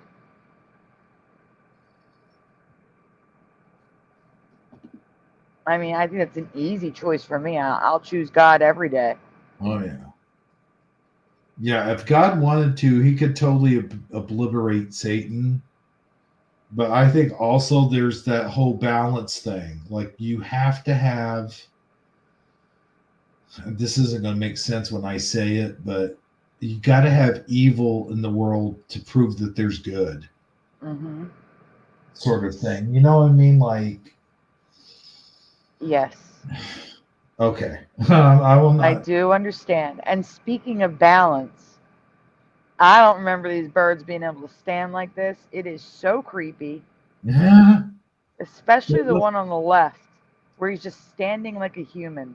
Yes. This is what I was saying. Like, look at him.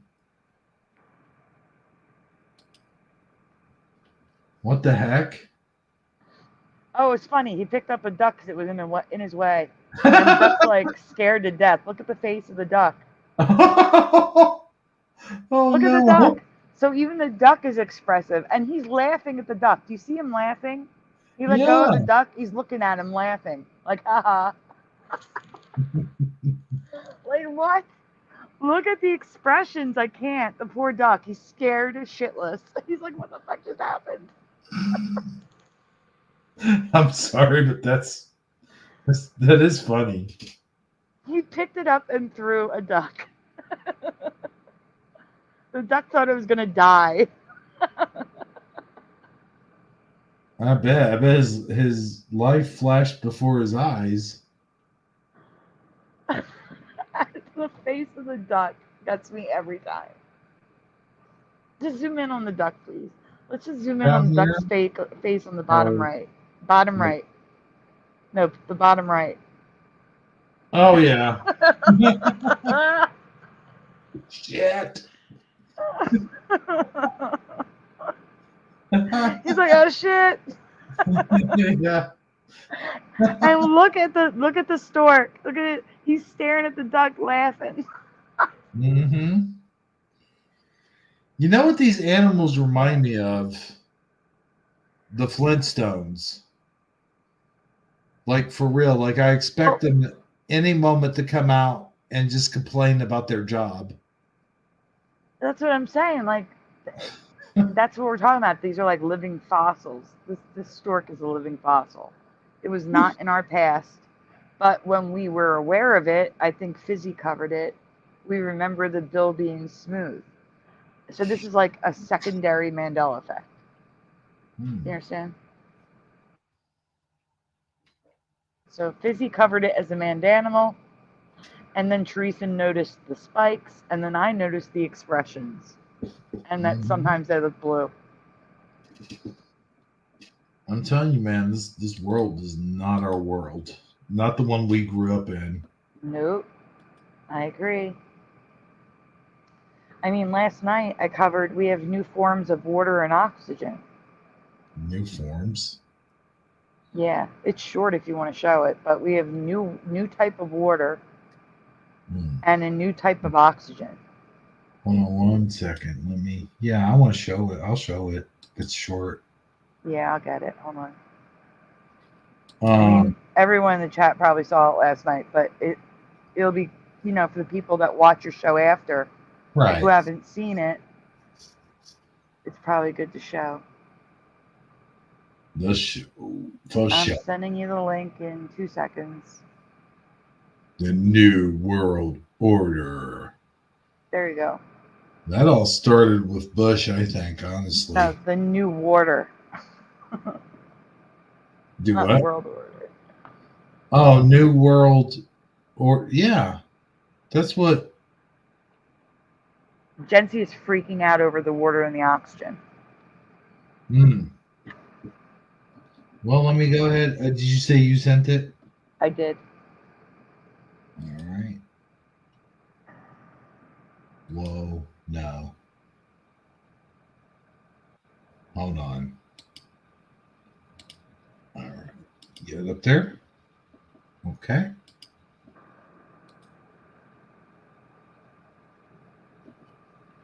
All right, guys. Okay, you read it because I don't. Yeah, I have a delay. You don't. You read it. Air and water have new versions on this earth.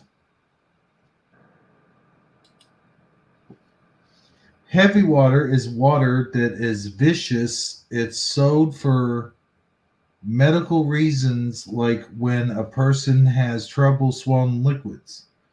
I've heard of heavy water and heavy sand, and there's also yes, this is not the new one. Okay.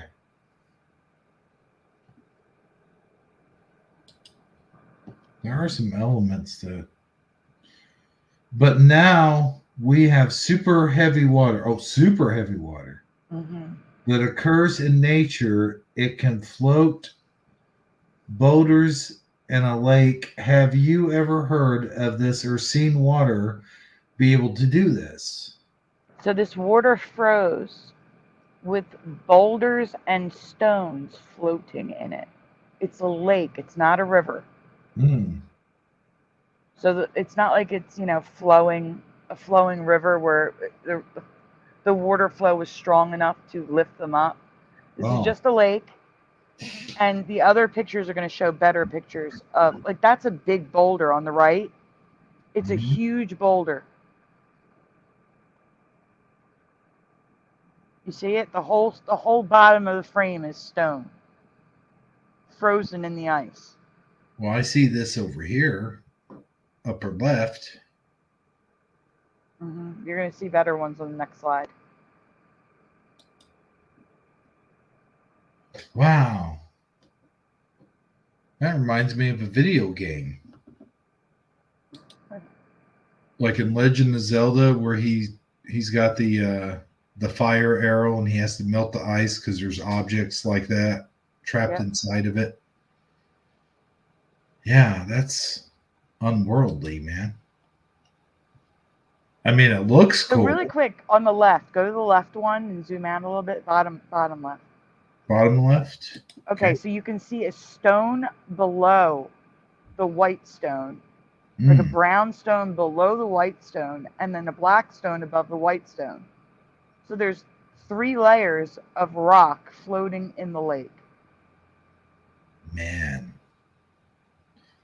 So it's actually floating. Actually floating. And that's why they're calling it super heavy water. Wow. It's got to be gel-like in order to do that. Yeah, I would say. So I think, there's the article. You don't have to read it all, but that's the headline. A new scientific discovery of ours in Siberia, mega heavy water and floating stones. And they're wrong. I discovered floating stones first. I am the first to discover floating stones next to Pumice Rock. Because, again, there is an asteroid above Canada. A giant floating asteroid in the ocean above Canada. Which I've covered. I like that they put in parentheses of ours. Of ours, yeah. Hey, folks. I'm skipping over to the next one. Dark oxygen. Another recent discovery on this earth is dark oxygen. Have you ever heard of this? No. No. It's another form of oxygen. Dark oxygen? I mean, it's really oxygen, but you'll see what I mean. Well, has anybody heard of this? No one did last night, and Jency's screaming no, never. Jency's screaming no like 16 times in the chat. Look at the chat. I see. Yeah. Look at all the no nevers.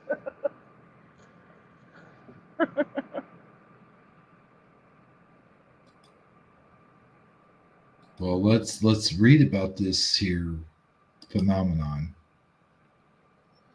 Apparently, these middle rocks provide oxygen to the sea floor and explain how life can exist that far into the ocean's depths.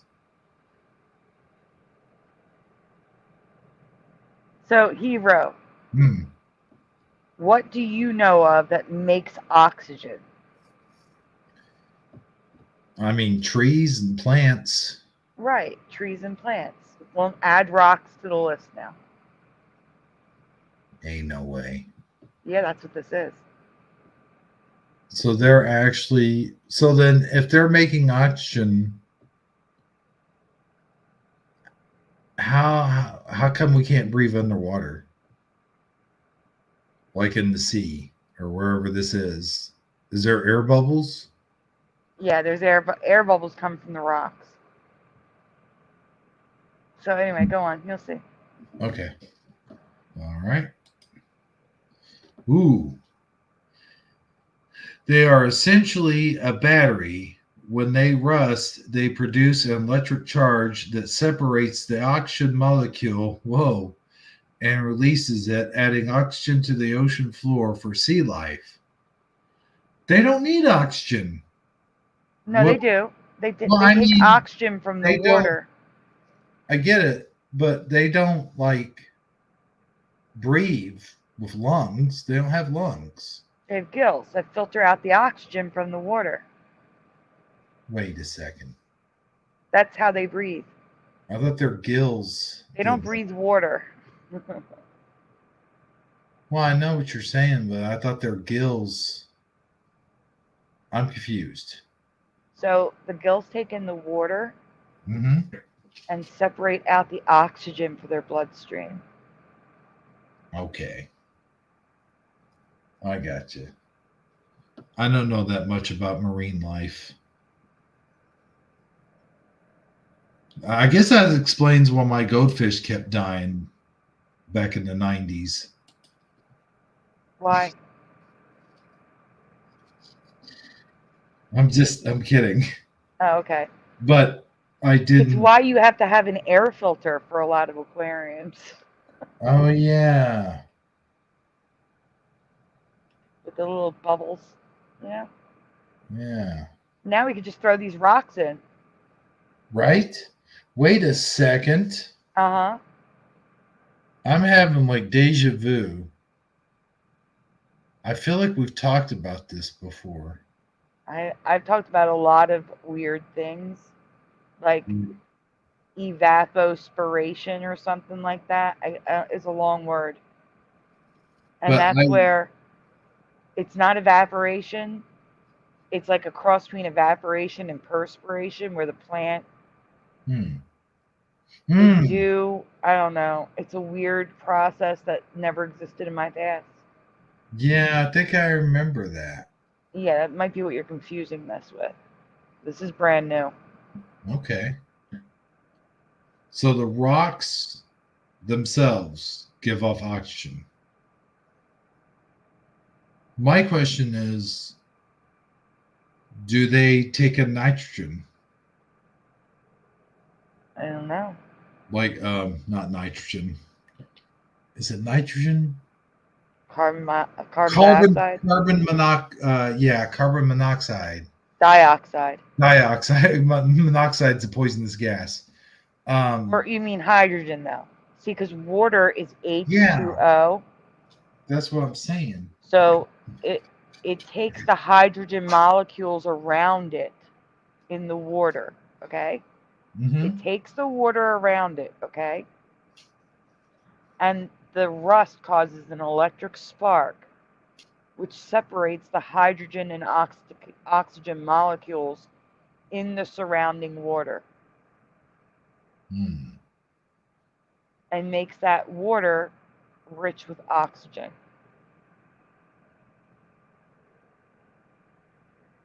Well, they better start mining for this stuff, and then we can use it in our fish tanks. They've been mining it. Read the words.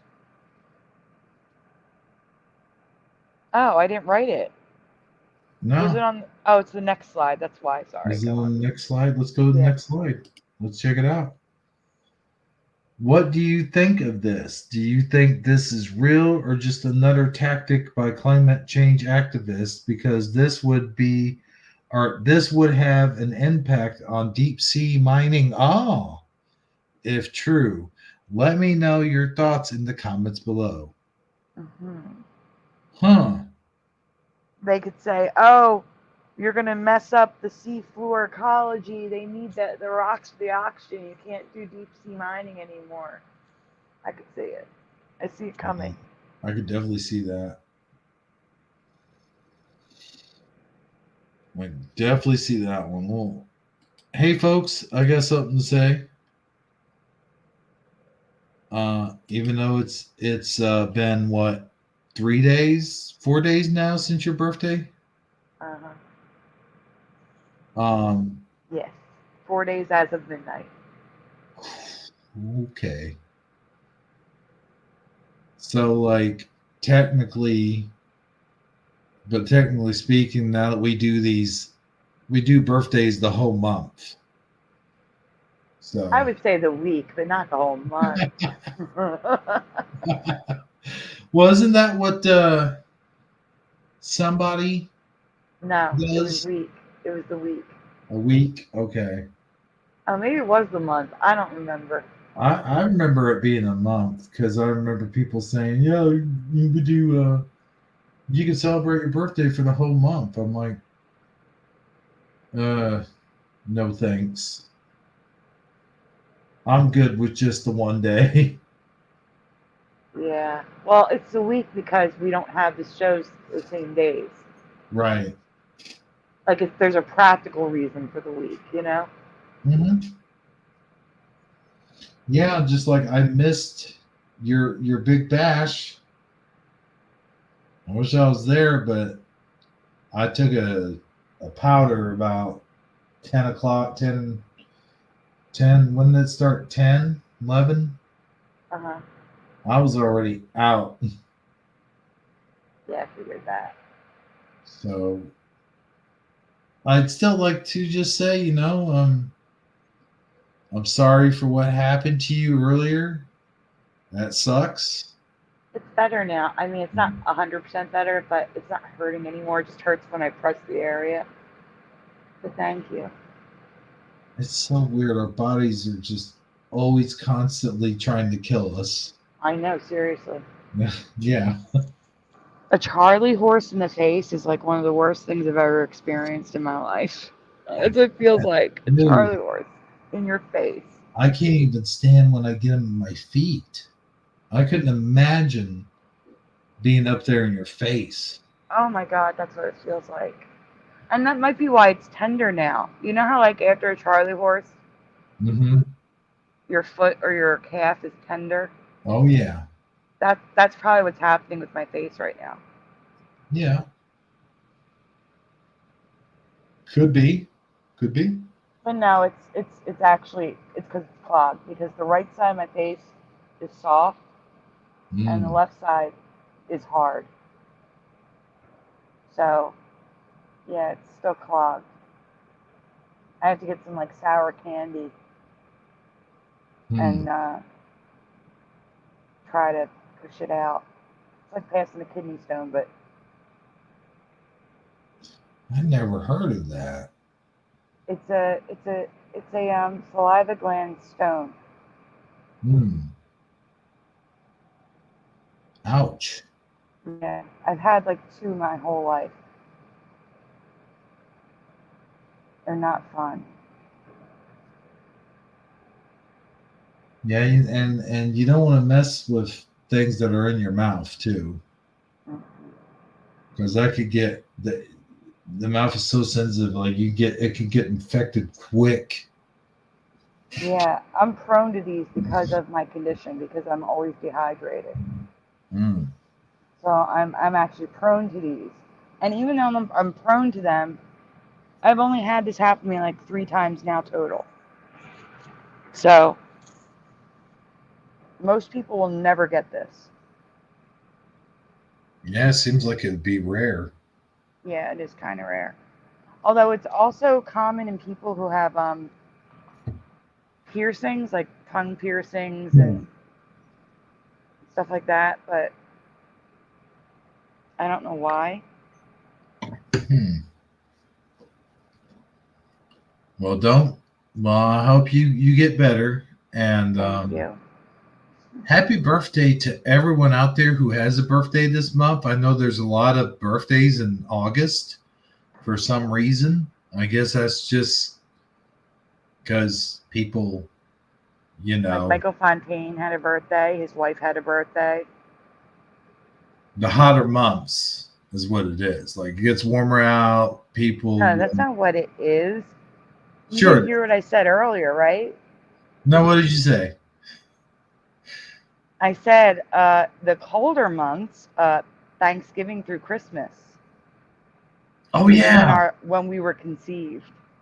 Well, I understand that, but I'm saying that's why there's a lot of August babies, though. Like you could get conceived in May or something like that. So you wouldn't be born in August unless you were very, very young preemie. I mean, you could be born in oh crap. What am I thinking? You're right. Yeah, like if you're born during the winter, or I mean, if you're conceived during the winter, I don't know why I said born. If you're conceived during winter, you're right. You got much more of a chance of landing on August. Yes, because 9 to 10 months is the gestational time period. Yes. Yeah. That's what I'm getting at. So the reason why there's so many August babies is the holidays. Do you understand? It's the holidays. Yeah. True. Yeah, there's a lot of birthdays in June and August. Seemed like the 2 months. For me, it's June, it's July, May, July, and August for some in my families. What's in May? What would May be? So if August is November, December, that's the hot summer months. There you go. Yeah. So what you were saying is May babies. Well, here's the thing too, also. Like most of the males, like almost all the males in my family were born in October. Mm-hmm. I think that's kind of interesting. Like me and 2 other cousins. It's really not. What? Well, if they're born in October, it's very, very possible they could have been conceived around Valentine's Day. So that makes sense. Yeah, February, March, January to February, yeah. July, August, September, October. Yeah, 9 months. Yeah, so January and February is the window of conception for October. So Well, New Year's, Valentine's Day, you can always line them up with holidays, I think. Yeah. That's cool. Yeah. I like how you did that. But anyway. And if it doesn't line up with a holiday, I would guess it would line up with somebody's birthday and anniversary. Oh, man. That's the worst, though, is like when you have a kid or like a cousin or something like that, and their birthday is December, let's say like 23rd or something like that. Oh, God. My nephew and my niece, two of my sister's kids, okay? Well, her stepdaughter and her son are both in December, and then her other stepdaughter is in January. Oh, no. Like right after. It's all at the same time. Like you get hit with Christmas and then bam, you got to do a birthday. Yep. Yeah, I kind of always felt sorry for kids that had birthdays in December because it's kind of like most of them are getting gypped on their like gifts because most parents would be like, well, we're combining your birthday and Christmas together. Yep. It does. I feel bad for them too. But I mean, we all had, like, for summer babies, we never had a school birthday. We had to watch all our friends have birthdays, and we never had one. Oh, yeah, true. I don't think And you'd have less friends come over, unless you had a pool. You'd have less friends come to your birthday party because it's in the summertime and they're on vacation, they're doing stuff. Yep. It's, Most of my birthdays, of course, in October, they were at the house. Mm-hmm. And I didn't really have, like, I don't remember ever really having like a kid type party. Like, it was just grandma would make me a cake and the relatives would come over and there might be a meal or something, and all the cousins were the only kids that would be around. But I never really had like invite friends from school over type of birthday party. You know what I'm saying? That's like sad. Well, no, I was okay with it. Oh, okay. It was just the way things were, I guess, Mm-hmm. Now, my cousin Brandon, oh my God, I got so jealous. One year, he had a He-Man themed birthday party. And I was like, dang it. At Because least you got to go to one. Yeah, that's true. That's true. But it's like, I never got to have any kind of themed birthday party. It seemed like the younger kids, because by the time I'd say that's not true. I was probably about 12 years old when that stuff started to sort of go away. But it's kind of like, I think the younger kids were treated, I don't want to say better, maybe more spoiled than I was. Because it's like, well, first of all, we didn't have much, back in the day. Although I will say I did have a decent amount. Like I had a bunch of toys and stuff like that. And I did have, I was definitely fortunate, like probably more fortunate. We were considered like a middle-class family back then. And in fact, there was only one, like I was raised by my grandparents, and only one of my grandparents was working, and he supported my grandpa, and he supported the entire family. My grandma worked for a while until she had to have surgeries done to her back, but she worked when I was little, like real little. And you could survive back then on a one income family. Oh, yeah. That was the standard. Yep. I mean, not in my family, though. My mom, I remember my mom working at Toys R Us while going to school to be a medical assistant. I was probably about 8. And then before that, I don't remember doing anything else. So she was home probably before that. And then, because that lines up. Wasn't there a recession before Reagan? Yeah. Yeah, that lines up. So she went back to work around 84. She went to work. So that makes sense. Yeah. But I remember like lots of homes were supported by one income families. Oh yeah, like all my friends, I remember being jealous because a lot of my friends, their moms did not work. They were stay-at-home moms.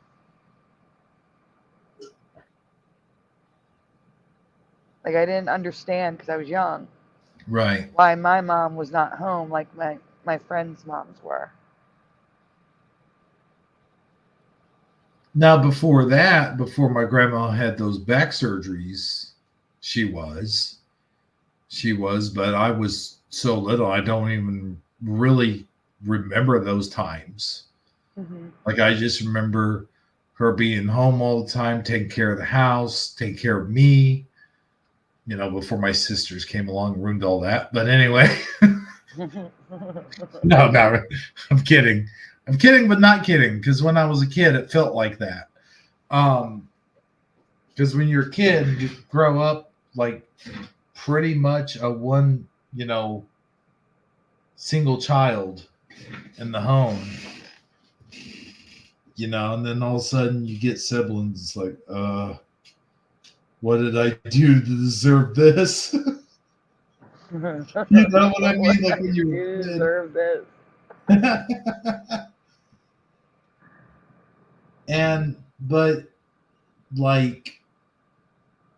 So I can remember her being home all the time and cooking all the meals, and my grandpa leaving for work at 5 in the morning, going to work and not getting back till 6 in the evening. And even when he was at home, he would get calls because he was a health inspector, and that's what he did for a living. So when he would get home, he would even get calls from people saying, can you do this or can you do that, and blah blah blah. And he was a worker. Like, he didn't stop working. Like, even when before, like, he used to be like a meat cutter and stuff, and he would stay and just stay and stay. And there was one time when him and my grandma owned their own grocery store, and he would go behind the employees and do whatever work they had done because it wasn't to his standards. So he would go behind them and do all that. And my grandma told me a story one time. He actually collapsed in the store from overwork. So, but lots of people did that back then. Lots of people, they just worked themselves literally to death. Yeah, I mean, my grandparents didn't work, but that's because my grandfather worked at the Navy Yard. Mm-hmm. And back then, they didn't know about asbestos, and he got mesothelioma from it. Mm. But he lived for decades with it, like till 2003. So what's that, like 30 something years? Yeah, that's a long time. I do remember him working at the Navy Yard for like a couple of years when I was younger, and then he stopped working. And then in his last years, he was working company. Oh crap! What? You cut out, and then your avatar went away. Oh, yeah, I saw it. I'm fixing it. There we go. But you were saying? Oh, so no, just that he didn't work for most of my childhood because of, I guess, the mesothelioma that I didn't know about until I was an adult. You know what I'm saying? Mm-hmm. Like, they didn't tell us kids. Right. Yeah, that's the other thing is they wouldn't tell us kids anything if there was a serious illness in the family or something.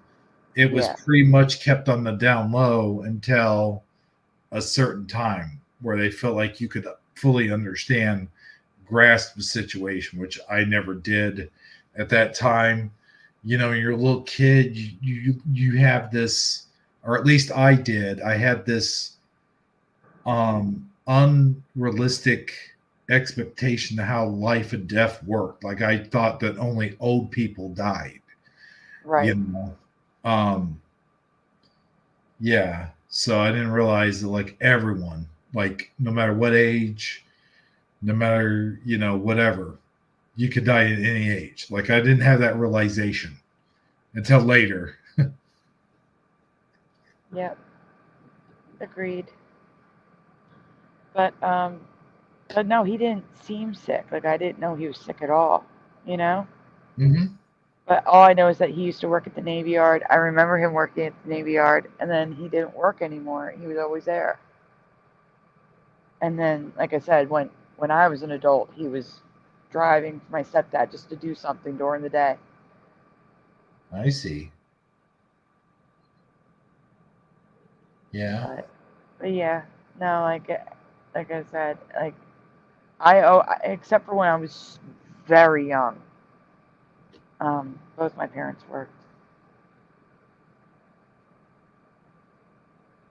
Well, maybe we can have that again someday. Maybe someday we can have it to where probably won't ever have it to where a one income family can make it. That's probably never going to happen again.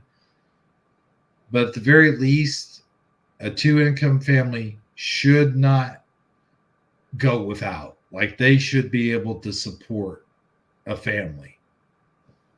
You know what I mean? Like,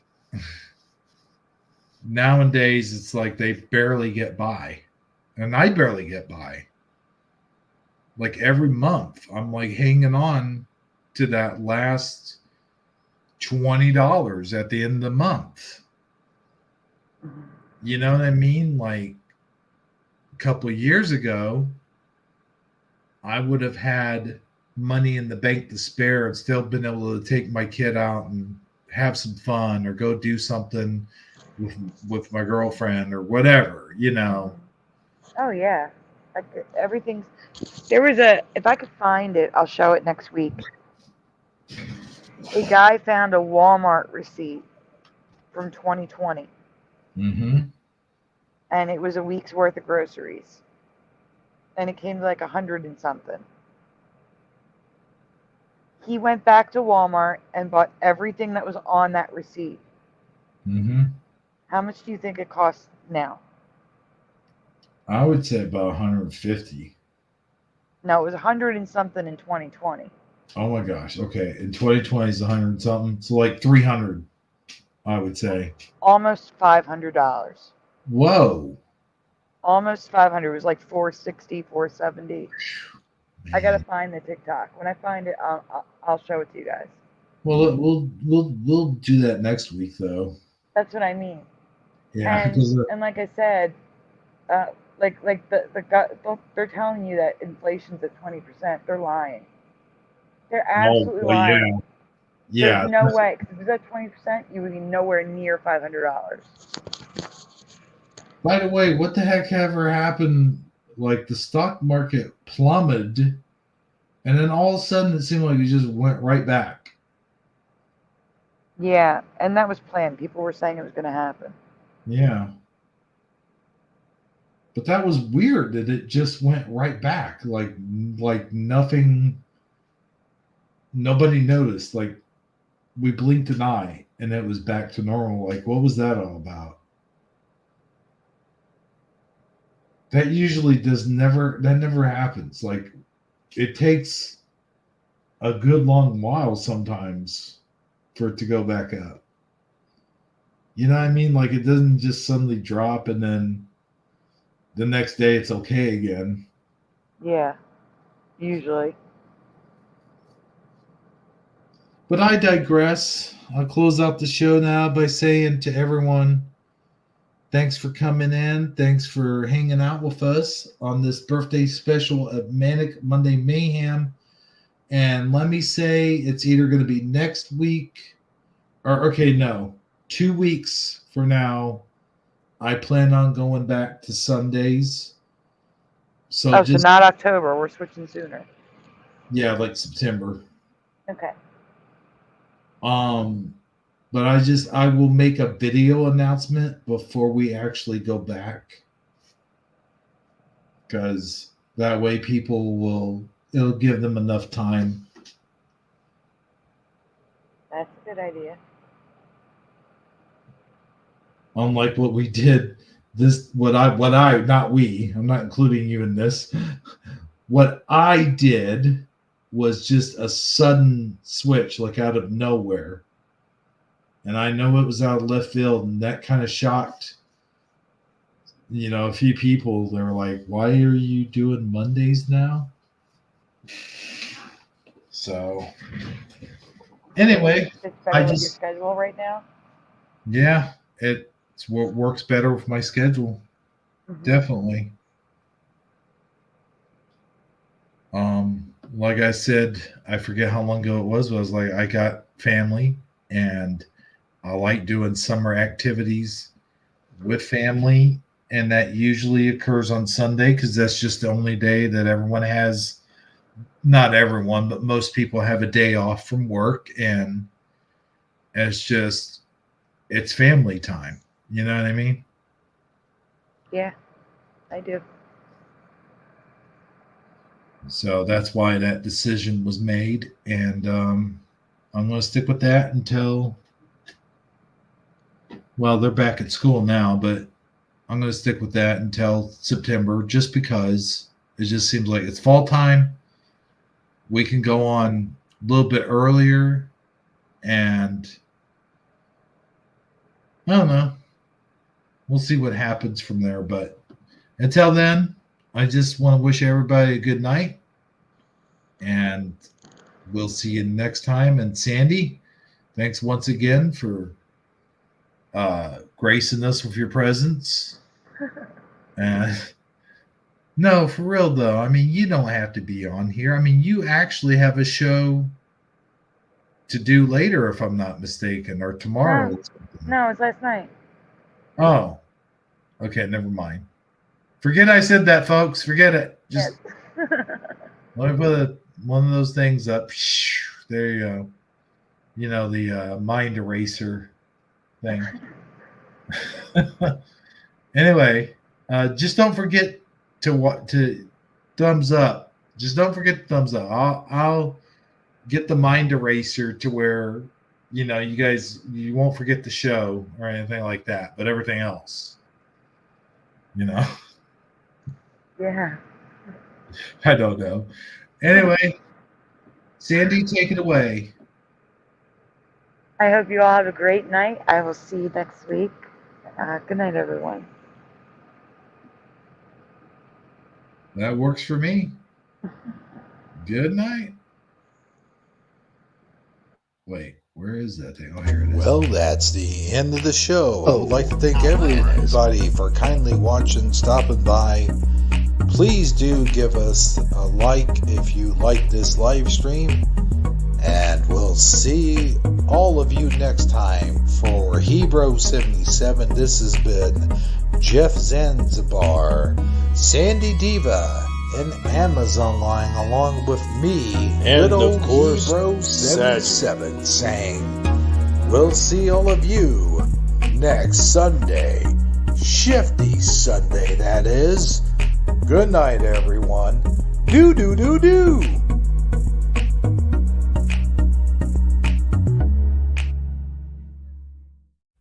I'm a big boy.